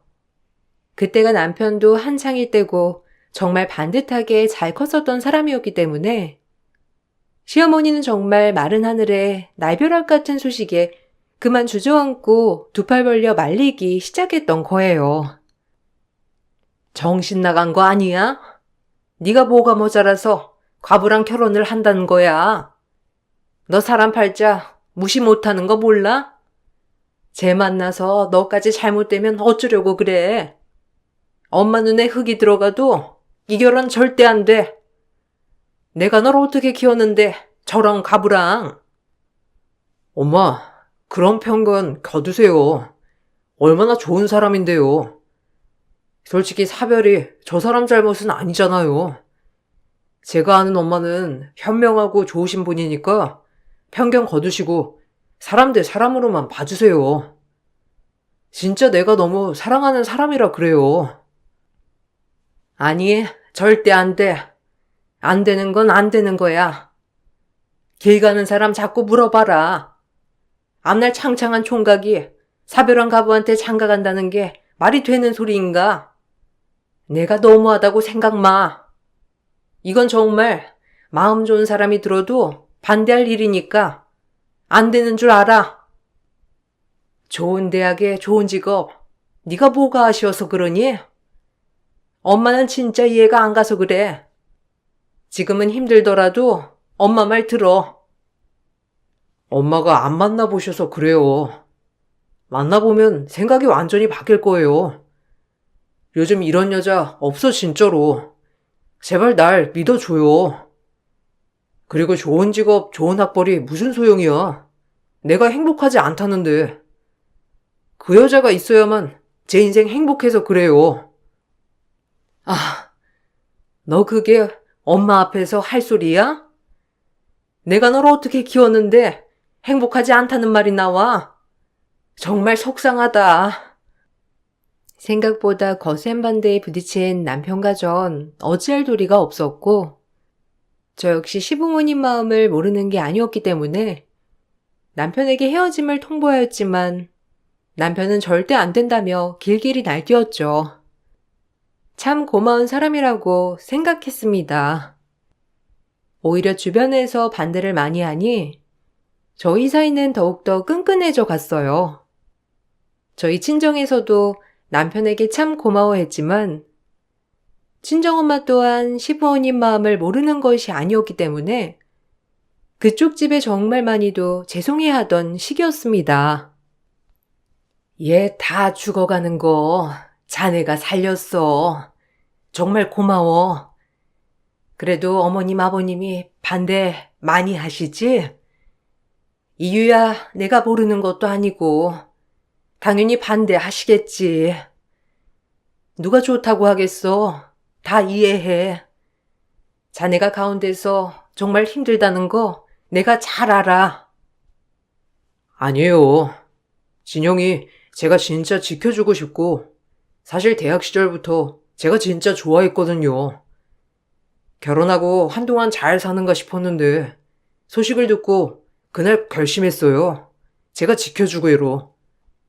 그러니까 너무 고마워 마세요. 저희 부모님 처음에만 반대하시지, 나중엔 제 선택 믿어주실 거예요. 죄송합니다. 기한 따님 이렇게 저희 부모님에게 좋은 소리 듣지 못하게 해서요. 당신이 왜 미안해? 내가 더 미안하지. 그런 말 하지 마. 당신 아니었으면 나 진짜 지금 이 세상에 없었을지도 몰라. 이렇게 예쁘게 만나고 끝이 좋으면 좋으련만. 그래도 너무 몰아붙이지 마. 내 딸이 행복하길 바라지만 사람 마음 다 똑같아. 귀하게 키운 아들 누가 가부장가 보내고 싶겠어. 어머님 마음 모르는 거 아니라서 내가 더 미안하고 죄송하네. 제가 어떻게든 설득할 겁니다. 어머님은 그냥 믿고 기다려주세요. 진영이랑 있어야 제가 행복하고, 또 진영이도 이제 제가 웃게 할 거거든요. 아직은 저희 집에 반대가 심하지만 언젠가 꼭 저희를 인정해 주실 거라고 믿어요. 그러니까 믿어주세요. 절대 변하지 않는 남편에게 고마웠고 친정 부모님에게 죄송한 마음이었죠. 그리고 며칠 뒤 모르는 번호로 전화가 와서 받았더니 남편의 어머님이셨습니다. 고상하고 차분한 목소리로 저에게 만나자고 얘기를 하였고 남편 없이 저흰 만나게 되었죠. 너무 긴장을 했지만 생각보다 정말 고상하시고 상냥하셨어요. 물세례까지 생각했던 저였으나 어머님은 그런 분이 아니었고 오히려 어머님이 너무 좋으신 분인 걸 알게 된 날이라고나 할까요? 참 제 마음도 혼란스럽고 복잡해졌어요. 이렇게 좋은 분이 나 하나로 인해 괴로워하고 힘들어 하시는구나 알게 되니 제 마음이 너무 괴롭기 시작했거든요. 처음 뵙겠습니다. 이진영이라고 해요. 세중 씨한테 말씀 많이 들었는데 먼저 찾아뵙지 못해서 죄송해요. 인사치레 받으러 온 거 아니니까 앉아요. 그냥 내가 왜 전화했는지 당연히 알겠죠? 거두절미하고 우리 세중이랑 헤어져 줘요. 아가씨 사연 모르는 거 아니지만 진짜 이건 아니잖아. 입장 바꿔서 누가 좋다고 하겠어요? 나 진짜 우리 세중이 정말 귀하게 키웠어. 어렸을 때부터 몸도 많이 아팠어서 내가 애지중지 얼마나 아껴서 키웠는지 알아요? 아, 죄송합니다. 어머님 마음 다 알아요. 그런데 정말 헤어짐이 쉽게 되지 않아요. 진짜 염치 없지만 어머님이 한 번만 저희를 이해해 주시면 안 될까요? 제가 정말 잘할게요. 세중 씨한테도 그리고 어머님, 아버님한테도요. 진짜 잘할게요. 아니요. 그런 말 마요. 그냥 헤어져 줘요. 우리한테 잘할 필요 없어요. 나 솔직히 그렇게 잘난 신부감 바라지도 않아. 그냥 우리 세중이가 좋다고 하면 만사 오케이였는데 한 번 결혼도 해봤고 게다가 사별까지. 이건 아닌 것 같아서 그러는 거예요. 아간씨한테 내가 왜 이런 말 하고 싶겠어. 아가씨도 어디 가면 귀한 자식인데 내 입에서 이렇게 모진 말 하지 않게 해줘요. 아들 가진 부모라 지금 어떻게든 말려야 하기 때문에 이렇게 말하는 건데 말하는 나도 마음 아프고 힘들어서 그래요. 어머님, 제발요. 제가 진짜 잘할게요. 그러니까 허락해 주세요. 아니, 허락해 달란 말 안 할게요. 그냥 지켜봐 주세요. 미안해요. 난 절대 안 변해. 오늘 이 말 하려고 나왔어요. 세중이한테는 말이 도통 통하지가 않아서 말이야. 아가씨도 별반 다를 게 없네. 일단 일어날게요. 내 말 무슨 말인지 천천히 생각해보고 좋은 결론, 아니 현명한 판단했으면 좋겠네. 전 세종씨가 하자는 대로 따를 거예요. 어머님, 저도 이번만 이기적이면 안 될까요? 정말 죄송하고 또 죄송합니다. 아니요. 오늘 일 잘 생각해보고 판단 내려줘요. 지금이야 못 헤어질 것 같지만 또 사랑 별거 아니거든. 그럼 일어날게요. 조곤조곤 점잖게 말씀하시는 어머님께 할 말이 없었어요. 차라리 욕이라도 하거나 못된 말을 하였으면 더 이악 물고 남편을 포기해 못한다고 했을 텐데 저에게 제발 부탁한다는 간곡하게 한마디를 하니 정말 할 말이 없더라고요. 입장 바꿔 생각해봐도 저 역시 그랬을 것 같다는 마음이 들면서 어머님의 마음을 온전히 이해할 수 있었어요. 그리고 마음속으로 참 많이 괴로웠고 누구 좋으라고 내가 이렇게 이기적일까 하는 마음이 하루에도 수백 번, 수천 번 왔다 갔다 하면서 제 자신을 괴롭혔어요. 우리 헤어지자. 이건 아닌 것 같아. 사실 어려서 친오빠도 사고로 죽고 지금 남편도 죽고 난 늘 불행했었어. 근데 당신이랑 결혼해서 남들까지 불행하게 하고 싶지 않아. 내 마음 이해해 주라. 어머님 참 좋으신 분이더라. 그런 분 마음 아프게 하고 싶지도 않고 그냥 우리 인연은 여기까지인 것 같아. 미안해. 아니 그리고 너무 고마웠어 그동안. 그만하자. 너랑 헤어지면 내 삶이 불행해질 거라곤 생각 안 해? 난 절대 너랑 못 헤어져. 내가 설득할게. 그러니까 제발 헤어지자고 말하지 말아줘. 내가 괜찮대잖아. 너랑 결혼해서 살 당사자가 괜찮다는데 왜 그래? 엄마한텐 내가 잘 얘기할게. 왜 그래 정말. 그냥 헤어져 줘. 솔직히 당신이면 더 좋은 여자 줄 섰잖아. 지금이야 마음 아프지만 나중엔 괜찮을 거야. 그리고 부모님한테 잘해드려. 그냥 이게 다 두루두루 남들을 위해서 좋은 것 같아. 우리가 지금 너무 이기적인 것 같기도 하고. 너랑 함께하지 않으면 내가 불행하대잖아. 난 절대 못 헤어져. 네가 나한테 마음이 식은 게 아니라면 그냥 나만 믿고 따라와줘. 네가 나한테 마음이 식거나 하면 그땐 헤어져 줄게. 근데 외부 요인으로는 헤어지고 싶지 않아. 절대로.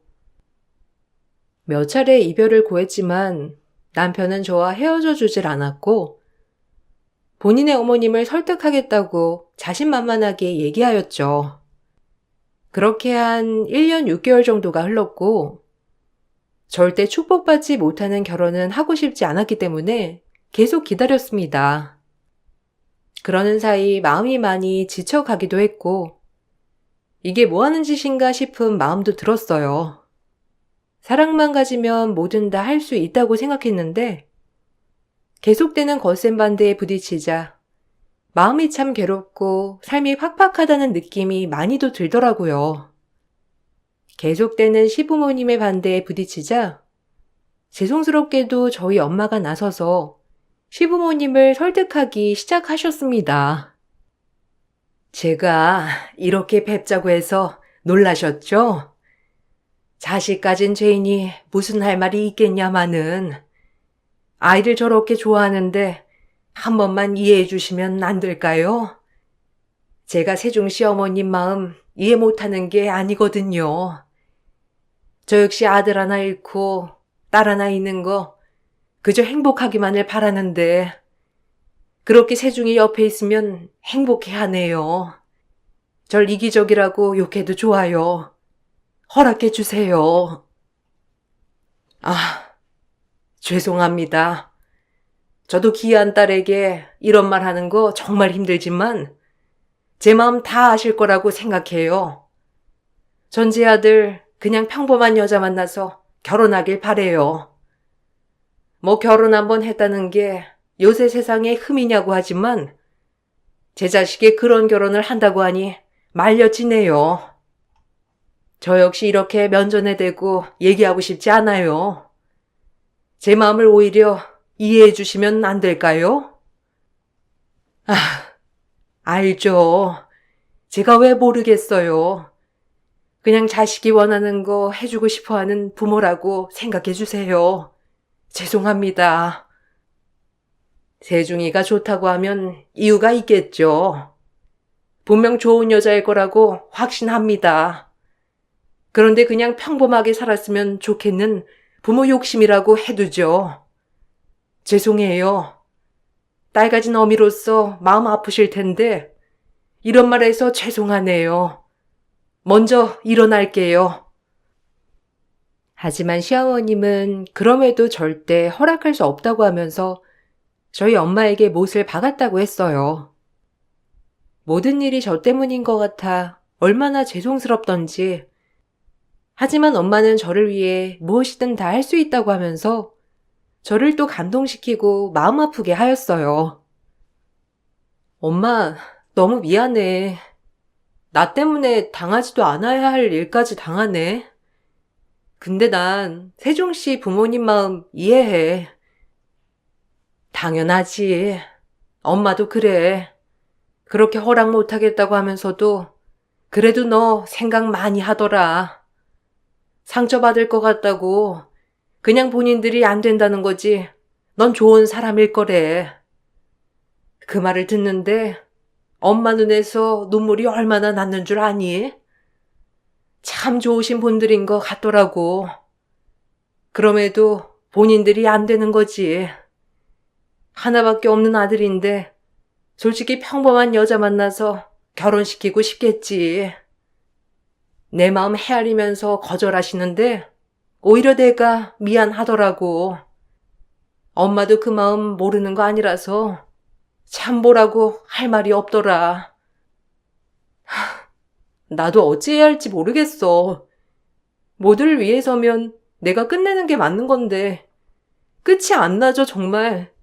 미안해, 엄마.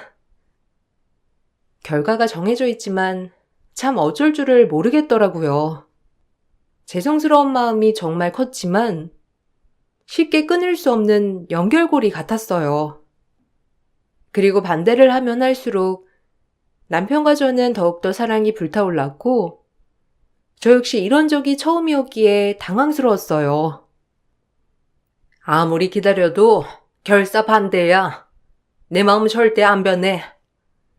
결혼하려거든. 그냥 엄마 없는 셈 치고 결혼해. 그러면 되겠지. 어떻게 그래요? 엄마 그냥 마음 좀 돌려주세요. 솔직히 사별한 게 진영이 잘못이 아니잖아요. 이 정도 기다렸으면 못 이기는 척하고 받아주시면 안 돼요?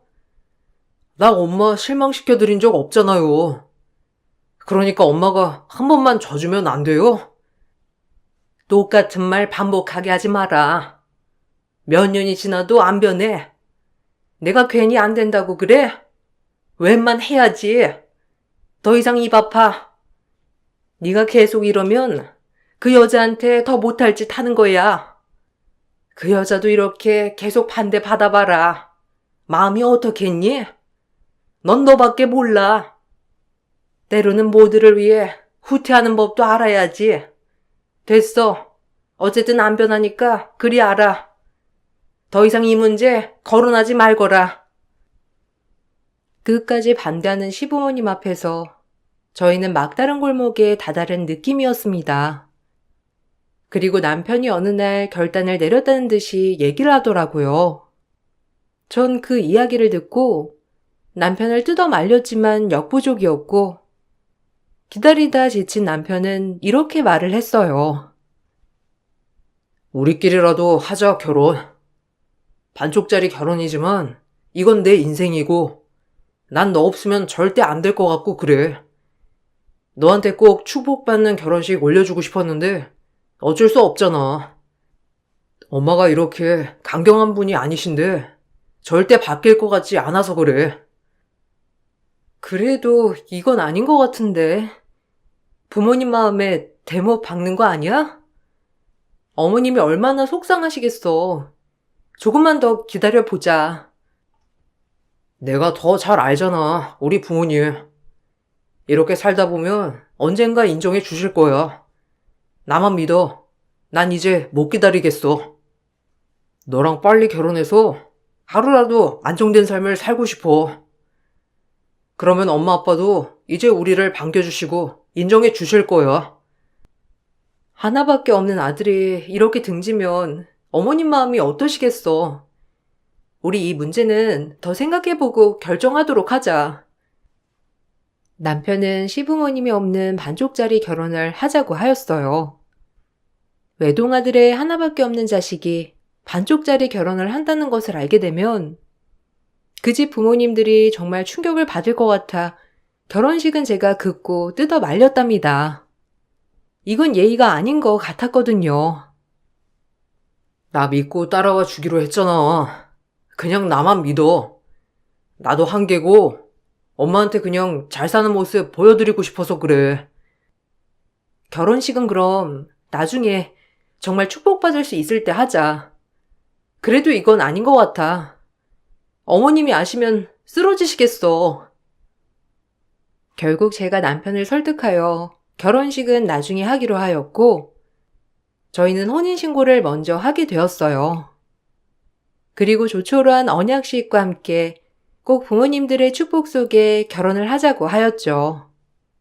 그리고 혼인신고를 하였다고 남편이 시어머니에게 말하는 순간, 시어머니는 처음으로 남편의 뺨을 내려치게 되었고, 그날로 졸도하게 되었답니다. 정말 죄송스러운 날이었고, 지금 생각해도 아찔해요. 통보하러 왔니? 뭐하러 와서 통보를 해? 이제 절연하자. 부모 취급해주지도 않는데 뭐하러 얘기를 해? 나도 이제 자식 하나 없는 셈 칠 테니까 너도 부모 없다고 생각하고 살아. 그렇게 사랑한다고 하니 내가 뭘 말리겠어? 그럼 잘 살아라. 엄마, 제발요. 결혼식은 꼭 엄마 허락이 떨어지면 할 거예요. 그러니까 그냥 이해해 주시고 받아들여 주세요. 이게 통보지 부탁이야? 고얀 것. 내 그동안 아무 말 안 했더니만 아주 하는 꼴이 부모 알기를 개똥으로 알잖아. 죄송해요, 아빠, 엄마. 잘 사는 거 보여드릴 거고 제 선택이 옳았다는 거 꼭 증명할게요.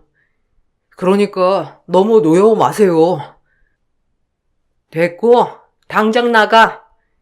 너 같은 아들 필요 없으니 이제 너 알아서 살아. 그리고 다신 찾아오지 마라.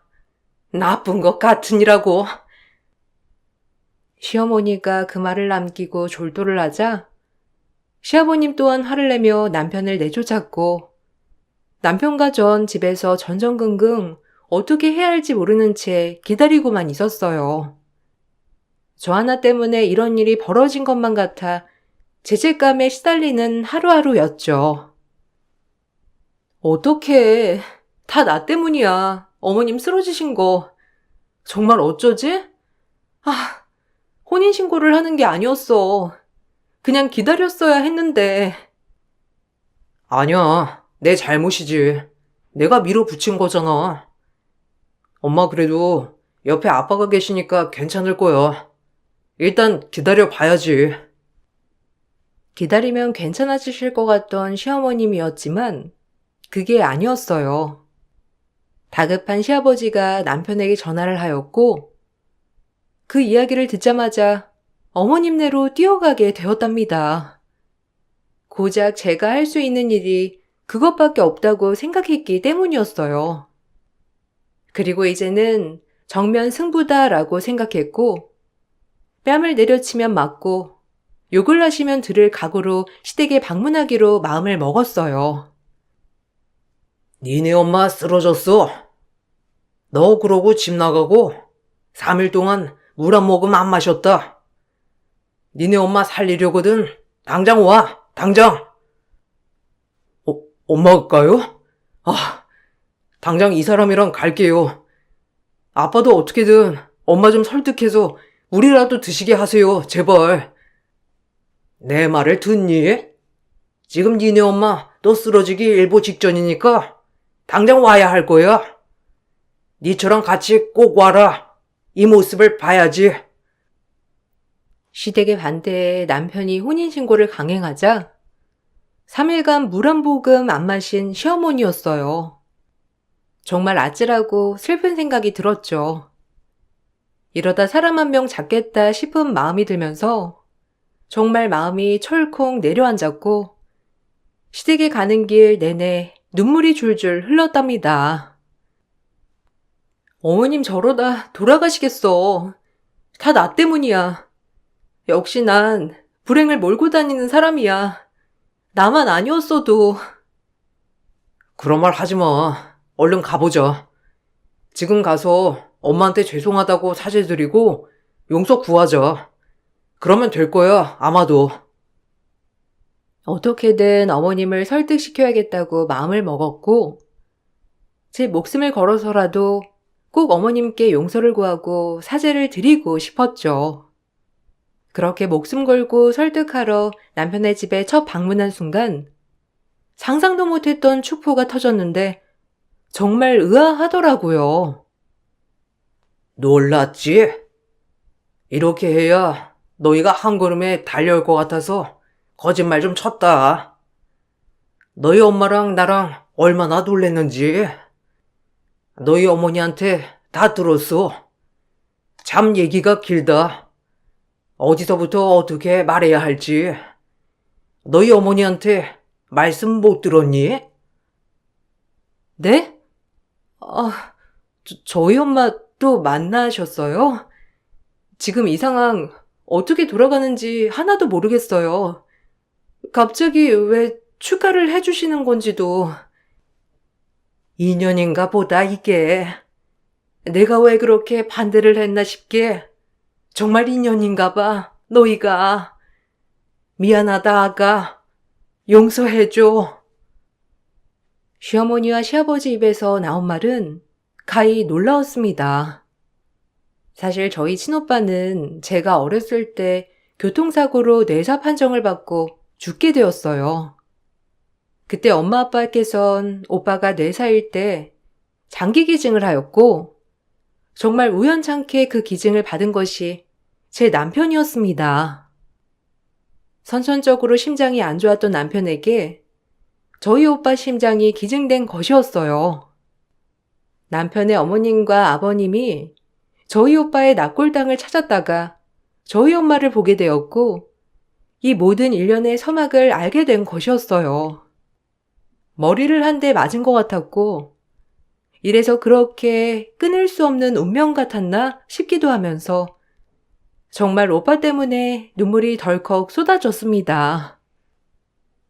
이래서 너네가 못 헤어졌나 보다. 이렇게 연결되어 있으니 그렇게 모진반대해서 끊길 수가 없었지. 너희 엄마를 보는데 이런 생각이 들더라고.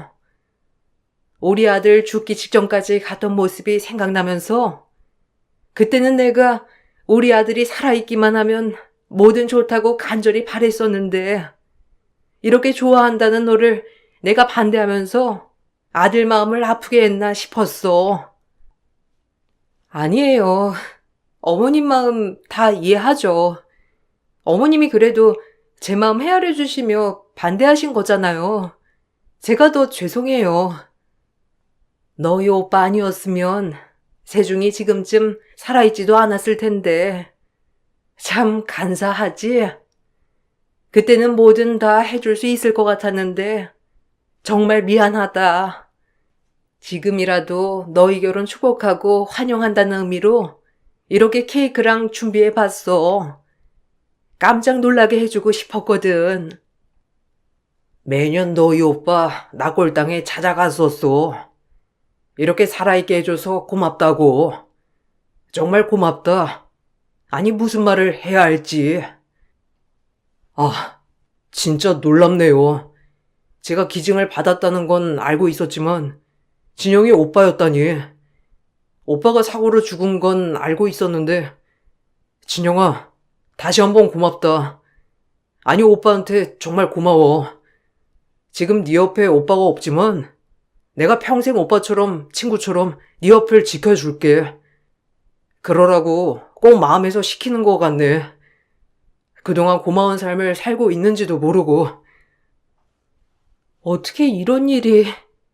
정말 인연이긴 하네요. 감사해요. 저희 오빠 심장이 그래도 이렇게 좋은 사람에게 기증됐다는 것도 정말 고마운 일인걸요. 물론 어머님, 아버님이 세종 씨를 잘 다듬어 주시고 바른 남자로 성장할 수 있게 해주셨으니까 가능한 일이겠지만요. 어머님 마음 다 이해가 가요. 정말 아픈 아들 어떻게 키우셨을지도 헤아려지네요. 감사합니다. 시어머니는 눈물을 흘리며 저를 꼭 안아주셨고 저 역시 눈물이 쏟아졌어요. 그런 모습을 보며 남편 또한 울음을 터뜨렸고 드디어 저희는 그렇게 반대하는 결혼을 허락받을 수 있었답니다. 정말 길고 긴 시간이었지만 마지막이 헛되지 않은 것 같아서 기분이 너무 좋았어요. 그리고 남편의 심장이 우리 친오빠의 심장이라고 생각하니 오빠와의 옛날 일이 떠오르며 마음이 아팠죠. 저에게 정말 잘해주고 그 누구보다 든든한 오빠였거든요. 삶이 힘들고 지쳐서 그동안 오빠를 생각하지 못하고 지냈는데 그제야 오빠를 떠올리니 마음이 정말 그 누구보다 아팠어요. 전 남편을 잃고 삶이 무너지고 힘들 때 꼭 오빠가 나타나서 절 구제해 준 것 같다는 생각이 드니 이 마음 뭐라고 이루 말할 수 없게 속상하면서 마음이 아프고 아리더라고요. 이제 반대 안 해. 정말 너희 축복할 거야. 미안하다. 그동안 너희 마음 아프게 했다면 엄마가 미안하다고 사과할게. 용서해 주겠니? 우리 앞으로의 인생 꽉꽉 채워서 한번 만들어 가보자. 정말 좋은 시어머니가 되어줄게, 진영아. 어머니, 감사합니다. 사실 어머님이 반대했을 때도 어머님 밉지 않았어요. 당연히 그럴 수 있을 것 같다고 생각했고 오히려 죄송한 마음만 들었거든요. 정말 감사해요. 마음에 드는 며느리가 아니었을지언정 제가 정말 그 누구보다 잘할게요. 아유, 이제야 너네 엄마도 너도 모두 다 웃게 되는구나. 마지막이 이런 거였어. 고맙다. 진영이도 세중이도 당신도. 엄마 아빠한테 제일 고맙죠.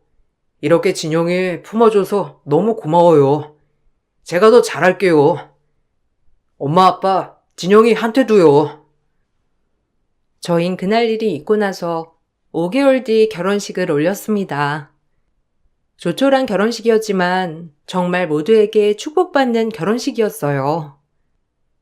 결혼하는 날 친오빠가 살아있어서 절 축하해줬다면 더욱더 좋았을 테지만 옆에서 살아 숨쉰다고 생각하니 마음이 한결 편안해지고 가벼워졌어요.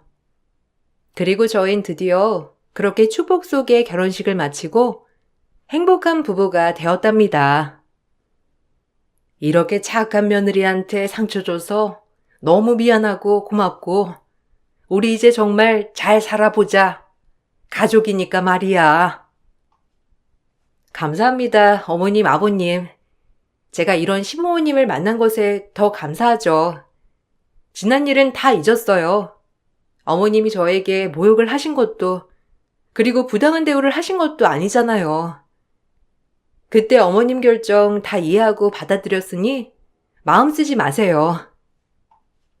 그래, 이제 우리 서로 보듬고 잘 살아보자.